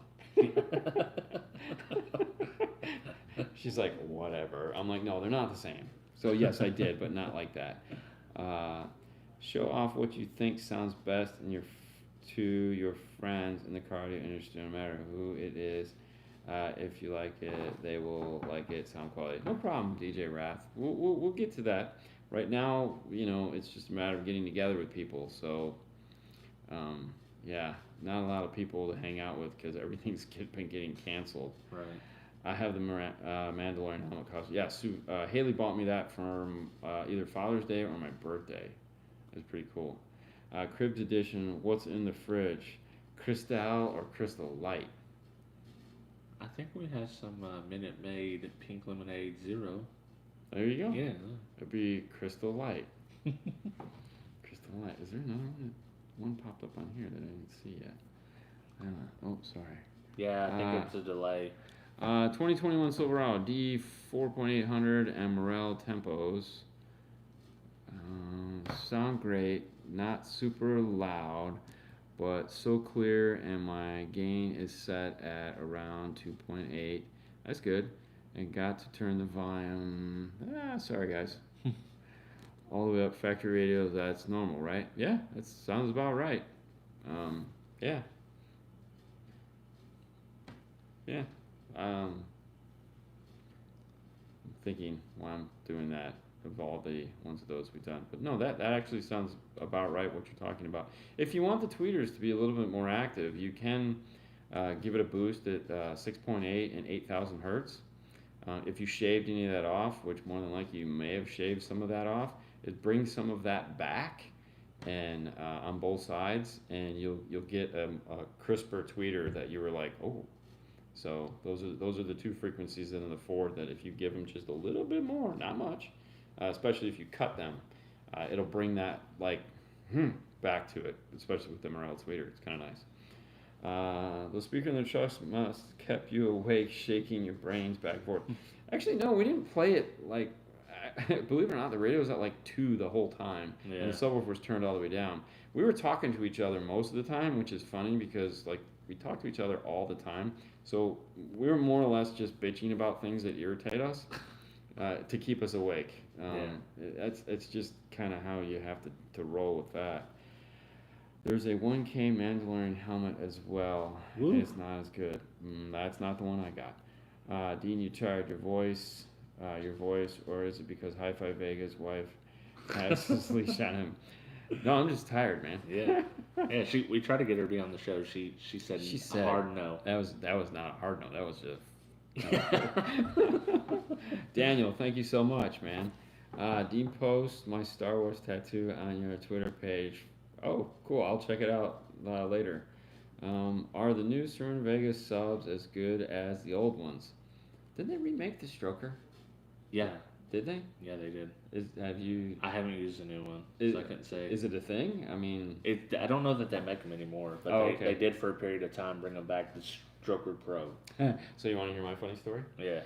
You'd appreciate this. So we're sitting in Orlando, and it's Chris Bennett, I, and this other gentleman. And this other gentleman, he's the owner of the company, okay, of Diamond Culinary Vega. But I didn't know that at the time. And of course, Chris has introduced me to him, but keep in mind, this is like 2 a.m. So when I say Chris is introducing me to him, there's been large consumption done by this point. So I don't know who this guy is, and we're basically not hitting it off at the best we possibly can, because I'm sober and he's acting like kind of a dick. And finally, Chris, not so like inconspicuous, goes, dude, he owns the company. Just like that, like, and I go, I know. I'm just giving back what he's giving me. And he could hear us, of course. Yeah. We hit it off the rest of the weekend. He's a great guy. It was so funny, though. That's how it goes. Yeah, and because he was like, no. And I go, oh, that Culinary Vega stuff, that's no good for you, huh? We were just... Yeah. Because he was like, oh, I don't know that stuff. No. And I was like, yeah, it's because it's crap, right? We were just having a blast. But, yeah, it was funny. That's nice why guy. When we go to important stuff, I need someone to tell me, like, hey. I had no idea who he was. Don't do your normal stuff to him. Yeah, I figured it out, like, right away. But I was like, he was just being kind of dicky to me. So I was like, all right, man, it's 2 a.m. You're being kind of dicky to me. I'm going to be kind of dicky to you. We're going to go back.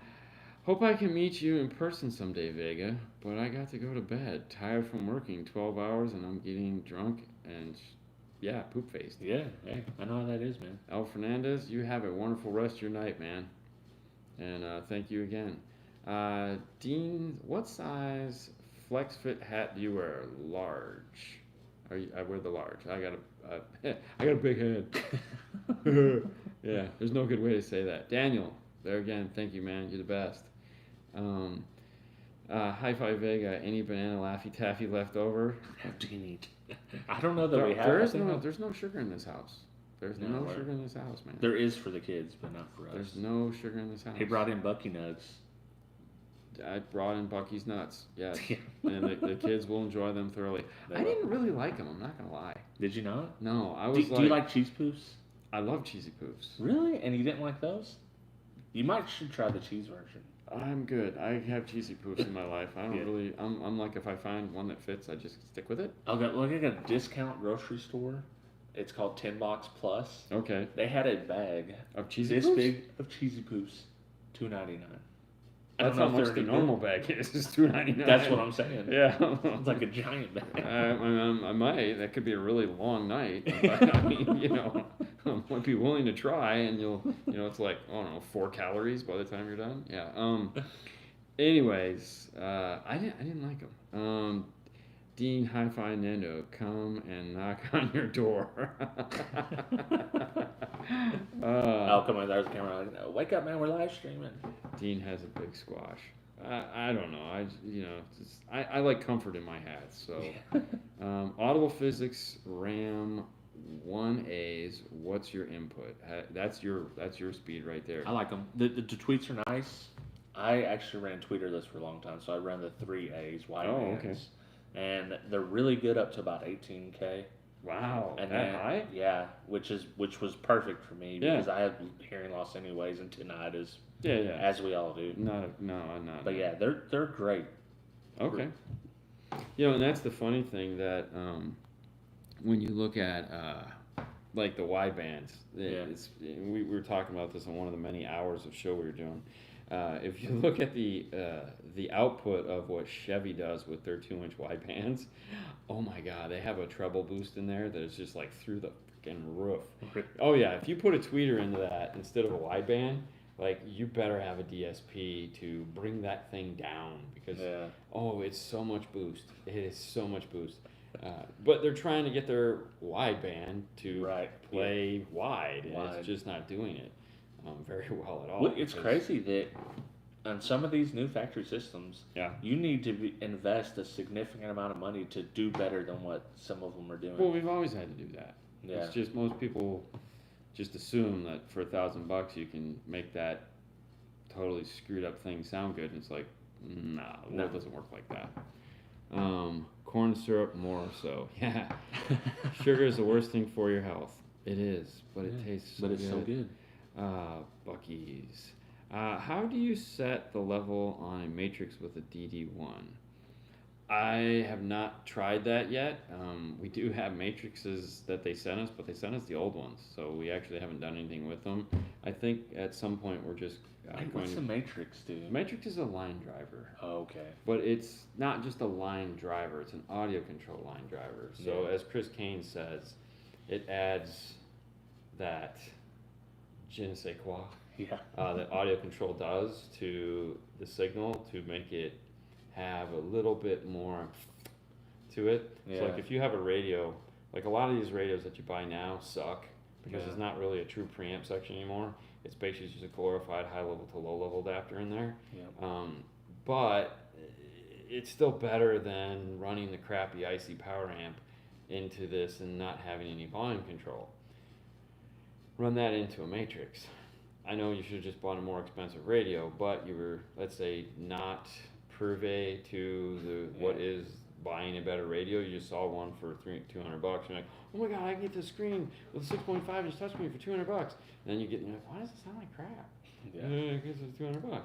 So you spend another $200 and you get a matrix, 6-channel in, 6-channel out, line driver. It's got a little bit of line conditioning. Is kind of what it's what it is.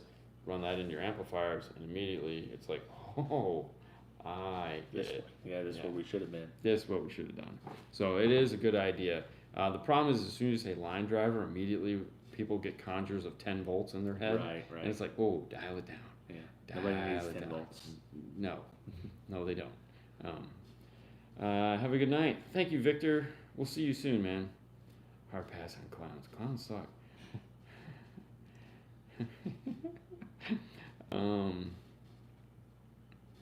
Okay, there we got the DJ talk going on. Can y'all imagine if me and 25 did a show? Yes, you should do a show, Deviant. I don't know why you guys haven't. Yeah, Monday nights are open now. You guys, you two should do a show. You guys have a great time. And honestly, doesn't even, you could just type a show for God's sakes. Any words from MECP on when the skilled and expert certification will be available?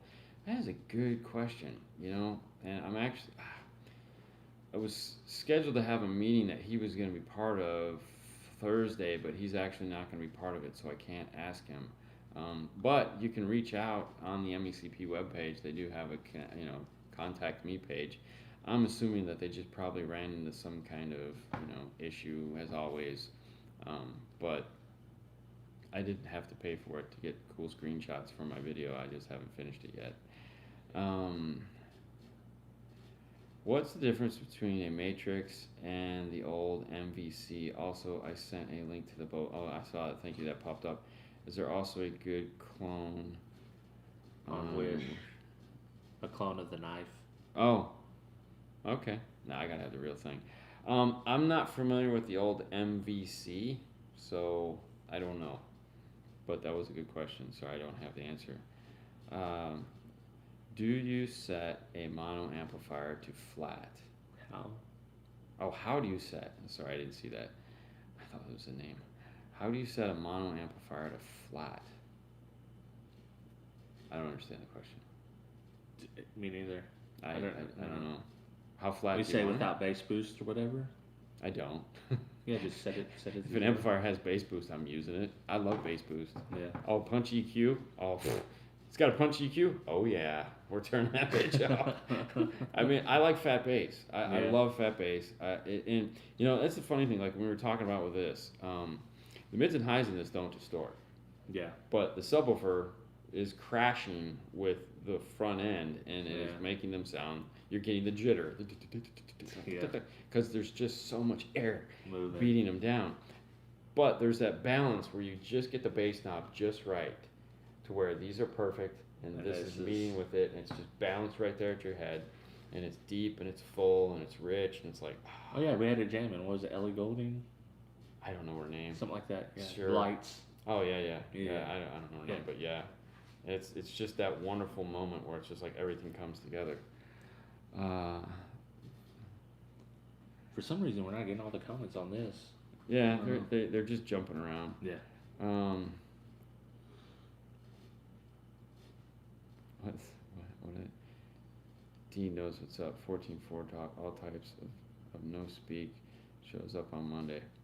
Hey man, you guys should do it. I don't know why you haven't thought of doing it yet. I mean, you could literally just have a screen up there that says 14.4 volt talk, and you guys just literally comment in the comments for an hour. It's gonna be like an old role playing game on AOL. Yeah, it'd be hilarious. I mean, all you guys would hang out and do fun things. If I have some music with the highs, all right, hold on. If I have some music, this is almost like the other thing.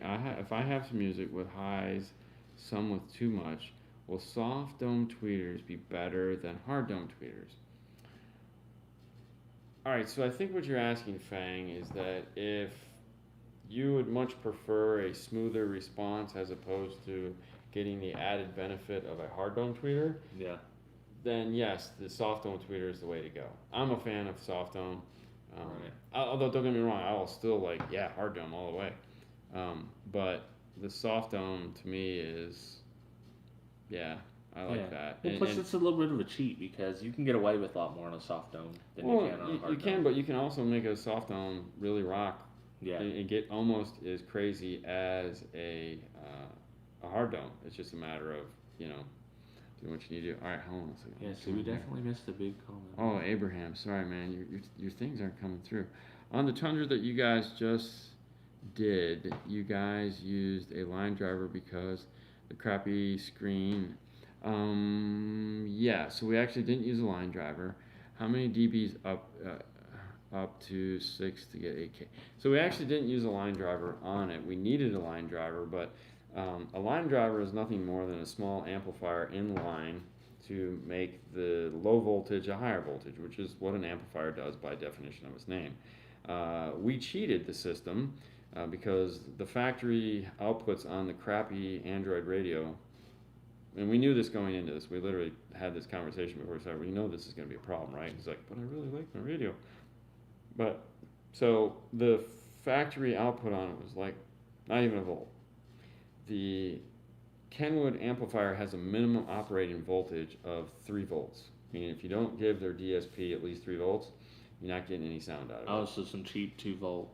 Yeah, ain't gonna do it. Oh, wow. So, in this case, we pulled a kip trick and we used the amplified output of the radio because that sucked too. Yeah. So, but it sucked less than the preamp section. So we soldered some RCAs onto the output of the radio. This amplifier's input could take that, plugged it in. We got our voltage up. Life's good. Got the signal we needed. We were good between, let's say, 0 to 22 on the volume knob because even with the low voltage, anything past 22, the output of the radio just sucked, whether it was the RCAs or it didn't have it. It has a crappy preamp. But up to 22, it's clean. Yeah. So worked out fabulously from that point on. Got in the truck, started tuning it from there, and was like, oh, okay, I can work with this. It was a fix. The whole thing was just a Band-Aid to get it all worked the way we wanted it to. In the end, the Band-Aids worked, and we were able to put Humpty Dumpty back together again, get it out, get it in listening. Everyone was happy. It sounded great. It's just, in our case, it was just knowing what Band-Aid to put on it. That's just years of experience of dealing with stupid stuff to come up with the right tool to fix it. Yeah, it'd probably be like, this Kenwood don't work. Yeah, exactly. Yeah, and they would have. They would have sent it back. Yeah. How many you got on the DM810 thus morning and sold out after I mentioned them? Oh, I didn't know there was a deal on DM810. Oh, yeah. He showed. I should have bought one. There was some trucker website that was selling them for like $400 and something bucks. Really? $10. Nice. Like stupid cheap. Oh, nice. So they're probably not a dealer anymore, but. No, probably not. And I'm sure Chris just lost his mind because trying to get stock on DM810s right now is like. And they're blowing them out. Yeah, that's yeah. I'm sure somebody audio controls pissed. Scroll up, Dean. I got a question on A&L. Alphamer's reference. I didn't see it. I can't scroll up that far. Yeah, it's gone. It's You have lost. to type it back in, and we'll get to it. Question for Dean. My big 3 kit arrived today. Wife, wire is so thin. When I moved it around, my birdie threw it was a mealworm and tried to eat it. Jesus thought it was a mealworm and tried to eat it. That sucks. Did you send him a big 3 kit? No. Okay. No. They don't have money, man. I don't know. I'm just joking. How often do you have to retune a system after speakers break in, like K2s on a 61200? All right. So this is one of those weird questions where it's people get excited about the thought of retuning or setting their gains to the maximum and all these little things that have just kind of become trendy. Might be the word I'm looking for. Yeah. Where it's like, oh, well, I gotta get in and set my gains. I have to get every nuance of everything there possibly is out of this, or I spent my money wrong, or whatever it is in your brain that's causing this. When it comes to retuning a speaker, you don't necessarily ever have to retune a speaker. A speaker is going to break in naturally, and it should emphasize the sounds that are already EQ'd in there. Meaning it should just break in naturally, and most cases as a speaker breaks in, it will widen out just a little bit and it'll kind of fill in some of the harder parts that were in there, and actually it should just sound better. Right. In some cases, some, not all, very few, you do need to go back in. Like something will break in just because of the way the car is set up, it changed something, and it's like, I don't know what it is, but there's a little. In which case, yeah, you go in and you have that one little fixed or reduced or something raised or whatever it is. Most of the time, though, there is no retuning required.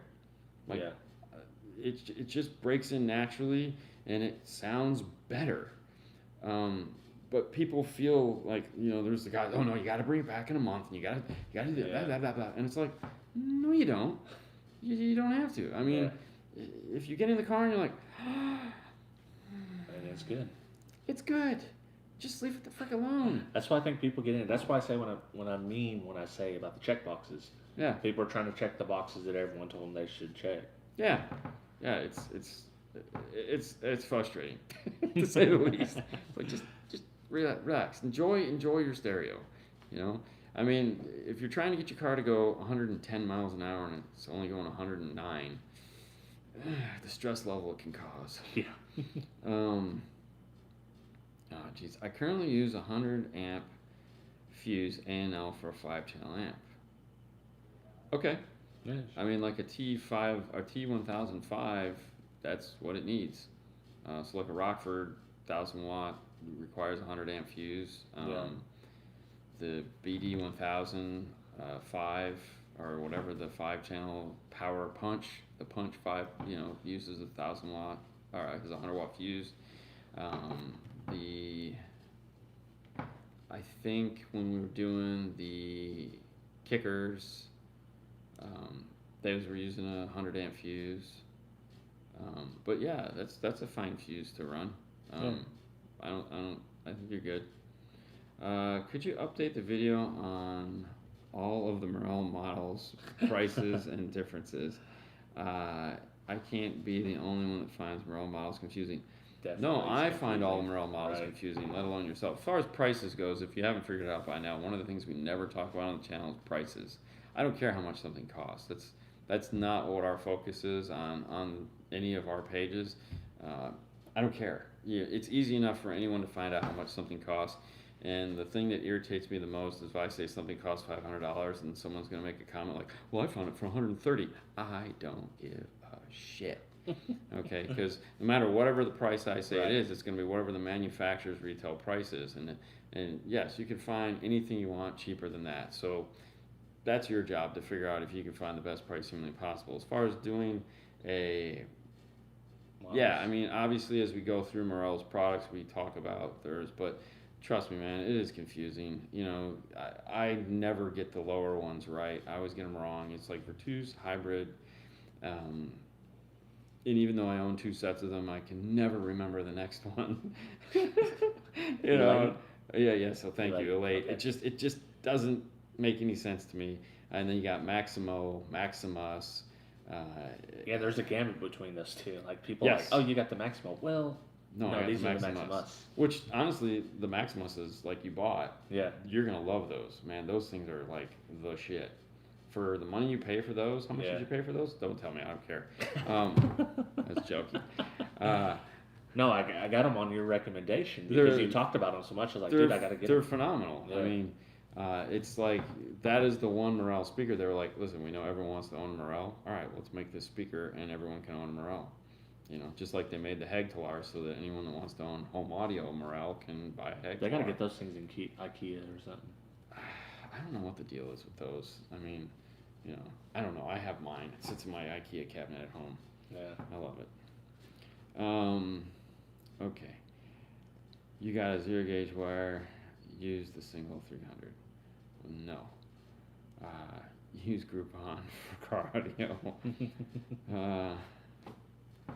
All right. Oh, these guys are just calling each other's name now. That's funny. Any advice on running speaker wires to factory tweeter position on an 05 Ultima? That's an old one. You'd have to tell me what the factory tweeter position is on the 05 Ultima. I mean, whether it's in the dash or in the door. Guarantee it's a sail panel situation. If it's a sail panel on the door, there is no secret. It's gonna suck. Yeah. We had to do when we did the Miata. It sucked so bad. It was the weirdest thing the way they wired this car, and still to this day I don't understand what they did. It was a Bose system. It had 4 pairs of wires at the amplifier for mid-range and tweeter, but it had 2 pairs of wire in the door. And I'm like, where did the other 2 wires go? They're hidden. And they both, I didn't understand it because it's a standard GM style Bose amp in there, and it's like, none of this makes any sense. So we had to run 2 new wires in the door at like the last minute, and we had to take the doors off the car. Wow. It's not the first time we've done that. I mean, we had the brand new 2021 Ford Explorer with the BO system, they're going to go with a three-way system, and we had to run because all three speakers in the door. So there's only 4 wires going to the door. So we had to pull the doors off of the brand new truck to run an extra set of wires in through those Molex plugs because it's nearly impossible to get in there to get the wires through the plugs. So sometimes it just sucks, even for professionals. It's like we just sit there and go. Or if you do like me on the Trooper and see that this is a possible situation, I decide, you know what? We're going to run 18 gauge wire this far. It's already in factory, and we're just going to patch in on this side of it. Yeah, well, you know, we had to add a wire. So. Yeah, that's true. Dean, why did you go from Camaro to Mustang? So I really like the new Camaro a lot, but there was 2 things about the new Camaro that irritate me. One, it's got a high frequency mid-range up in the dash and a 6x9 in the door. And I'm like, no, I don't really like that combination, me personally. And the Mustang has a 3-way set, which I happen to have 2 pairs of Elate 3-ways that are just dying to go into something. So ding, ding, ding there. Also, there's no dash kit at all for the current Camaro. And iData makes the MFT1 for the Mustang. So if and when I want to replace the radio, I can put a new radio in it. They also make a DSR1 conversion for it, which means they also make an AR conversion for it, in which I have a ton of AR compatible products that if I ever get time, I can try out in the car. So it was purely a business for the channel decision, not so much whether I'm a Ford or Chevy guy. I don't really care. I'm not a Ford or Chevy guy. I loved my Camaro. I loved my Dodge before it. I loved my Honda that I had. I just, you know, and I love my Mustang. I have a blast driving it. It's a fun car. It's convertible. I'm sure it's not doing any good for my ears because I never have the top up if I can. If it's raining, the top's up. If it's not, and I've gotten wet in it already, so it's like, oh man, I gotta make it. I'm gonna make it. I gotta make it into the garage. Give me greens. Give me greens. But no, that's it. It's nothing to do with Ford or Mustang. I don't give a shit. Dean, what's your favorite head unit? Kenwood. Yeah, it's that expensive Kenwood. Yes, expensive Kenwood. Yeah, 1057, 9907, 706, 7706. Those are all fabulous. I love them all. Dean, what is the current wait time for new customers to get into the shop? I was over there yesterday, and he was talking about November. Ooh. So I have no idea, because I know we have a trip coming up. We have 2 trips coming up. We have one in October, and we have one in November. The one in October is something we haven't talked about yet. We kind of teased about it last night. We're going to tell you guys next week what that is. Because we need to get through the kicker trip first, because it was like audio control, kicker, and then we have another manufacturer we're going to be playing with, hopefully. And I also need to call and verify that we're still on for that one. And then in November, like the first week of November, we have SEMA. So there's 2 weeks right there that we're going to be gone.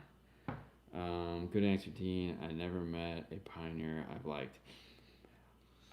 I loved Pioneer for a very long time. I thought when they came out with the 4000 series Pioneer, to me that was, in the 4400, I feel that was where they plateaued. Yeah. And they've never moved past that. The new floating screen radio. They make a floating screen? Oh, yeah. I didn't know that. Yeah, well, it was only available for 6 months, and then AKM burned to the ground, and that was the end of that. But now they're available again. We started putting one in the other day, and I was like, oh, now I know what I didn't miss. I don't like their new floating screen radio personally. It's a great piece. A lot of people love it. I'm just not one of them, and it's okay. It's okay. It's not the end of the world. And there again, it's not because you're not on my team you suck. It's just because I think they could have done a better job, and that's really all I care about. I don't like.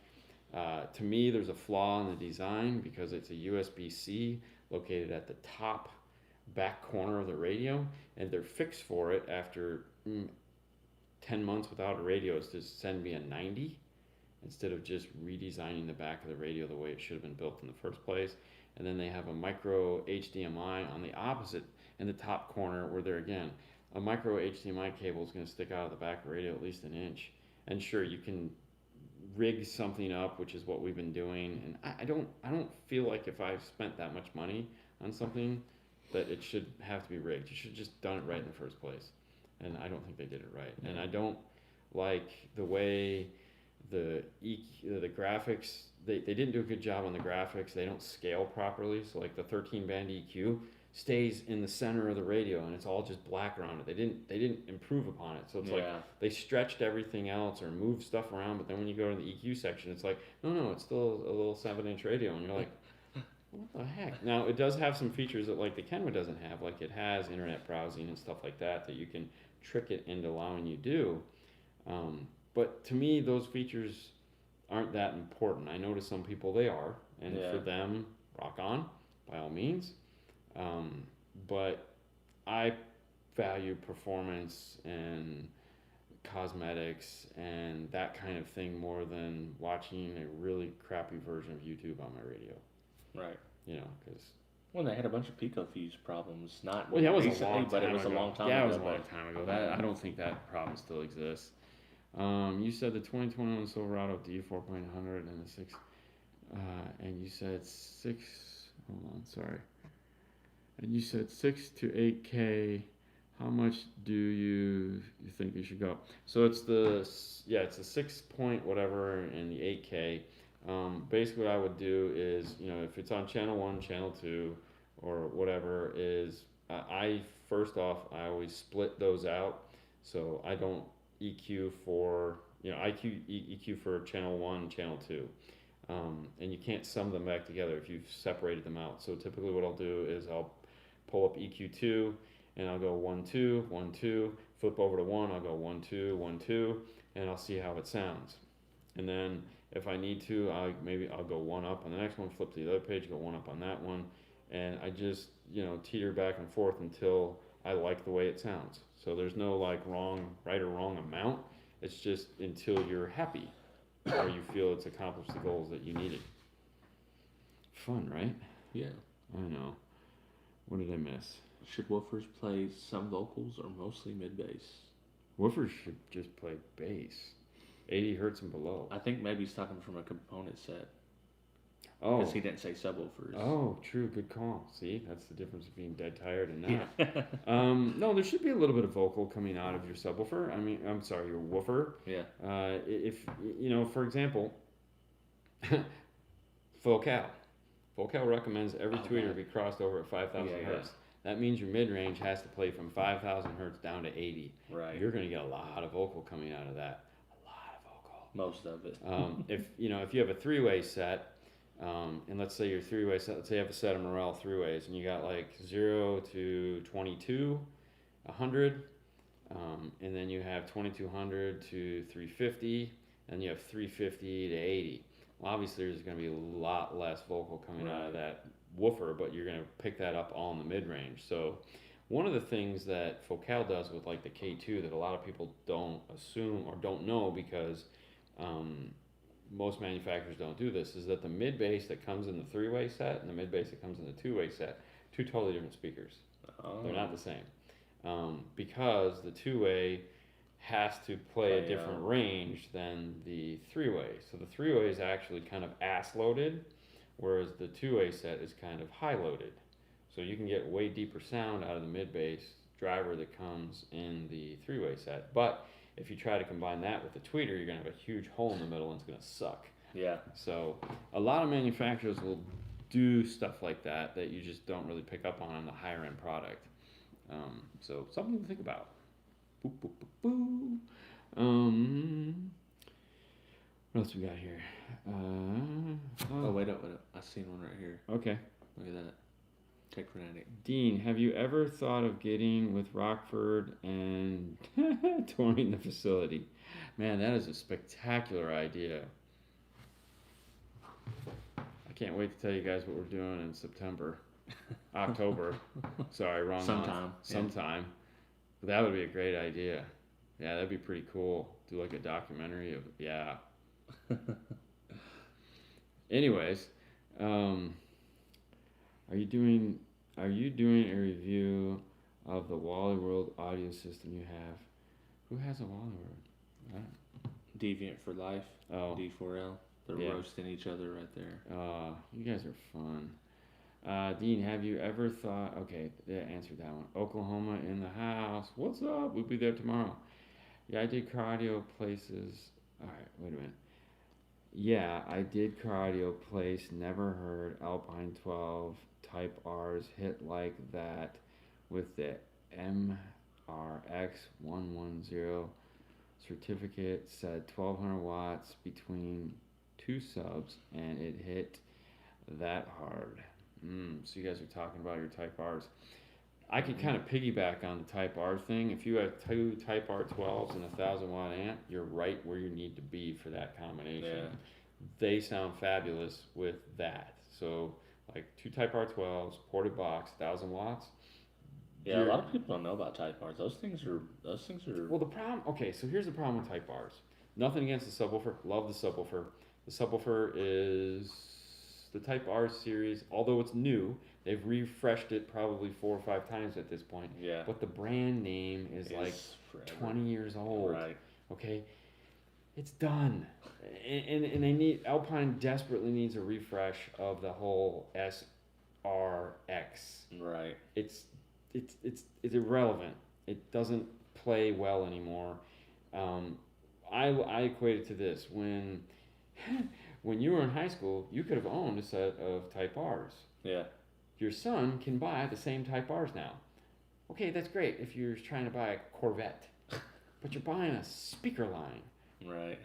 It's just not as fun, you know. It's like, I don't know. That's one of the things that, I just feel they're played out. But they do sound amazing, and if you do get your hands on some Type R's, the whole line of Type R's is phenomenal. The new Type R components really kind of changed my whole thought on the Type R's, because the previous version of the Type R had a really very white tweeter, and by white I mean it was like it was real easy to color, get the sound the way you want. The new Type R tweeter is nothing like that. They basically said, "Oh, Dean thinks it's white? Yeah. All right, well, we're going to make this bitch red." Right in the face. It's hot, boy. It is hot. They sound good. But yeah, so the problem that you run into on the Type R's, though, is peak power on them is like 1000 watts. So what happens is people go out and buy 112 and put 1000 watts on it. And guess what happens? You let the smoke out. Who let the smoke out? Morel maximum 603 3-ways or hybrid 602 2-ways. Unfortunately for this one, you want to go to hybrids. The hybrids are like smoking. That's a great 3-way set, but nothing like the hybrids. The hybrids are awesome. That's what Fernando had in his car, and it was like, holy shit. Central Illinois is in the house. Whoa, whoa, whoa, whoa. Oh gosh, R. Kelly. Dean, you ever install Master P Tube? What? Yeah. I think Dean reminds me of the Vacation movie starring Chevy Chase. They got a Ferrari. We got a Ferrari outside too.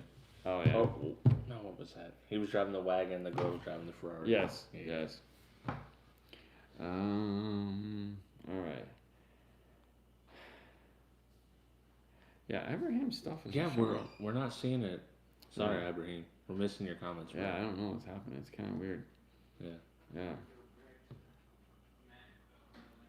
All right. How many minutes we into this? Oh, we're still doing good. Wow.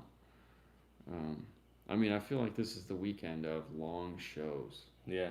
I mean, I know it's like, right now Derek could be over there like fading out. He put on his hat that says "End the show." End the show. That was classic. What was that on the kicker stream? I don't remember what it was on, but I'm yeah, that was classic. Yeah, that was pretty good. But hey, it's fun. I want to thank you guys. This weekend has been a lot of fun. This was a cool idea, and Kicker let us play along. We still have a 3-hour drive ahead of us tomorrow, 3.5-hour drive ahead of us tomorrow. So I think we'll do one more show on this before we call it a day. whether it be Instagram or YouTube, I don't know which, but I feel we got one more day of questions built into us. But this was really cool of Kicker to put their trust in us to let us do something this stupid. I mean, yeah, but it's been great. It's pretty cool. Fernando's gonna get a tour tomorrow, so he's never been there, so this will be nice. Can I get rid of an alternator one on my 03 Yukon? I've regrounded everything. Pico fuse. Did you ground the RCAs? It's an 03 Tahoe, man, or Yukon. Yeah. Man, that could be a ground issue depending on where the amplifiers are. If you put the grounds in the back of that thing, yeah, that's like way too far. You got bad chassis grounds in that, especially at an 03. I don't know. You may need to reground the actual frame of the car, or just check your. It could not be the amplifier. It could also just be the car. We've had problems with those in the past, depending on the amplifier. Pioneer Z series components any good, or should I just go with Morel? I mean, I would go with Morel, but the Z series components, if you want a bright tweeter, they are some of the brightest tweeters you will ever find. They are violently loud, and violently loud. Like, I used to demo those. I had a T, or the D series and the Z series. Yeah. And I go, okay, I'm gonna play 2 tweeters for me. Tell me which one you like. And I go, it doesn't matter the brand. I just need to know which one you think sounds better. And if they picked the Z, I was like, okay, let's go look at the Focals. And they picked the D. I was like, all right, let's go look at the Morels. And they go, but I don't like the way either one of them sound. I said, no, that's fine. I just need to know which one you leaned more towards. Let's go look at some real speakers now. Dean, are you awake yet? All right, so anyways, hey guys, listen, this has been fun. Thanks to HiFi for letting us crash here tonight and bug him, and he made an awesome dinner. It's really sweet. But dude, we do have to get up early tomorrow because we got a short ride and we got to be there by noon because we have an appointment. How exciting is that? So we'll see you guys tomorrow in the AM at some point. You guys have a great rest of your night, and we'll see you later. Bye. Later. It's been your boy, HiFi Vega. Say it. Signing out.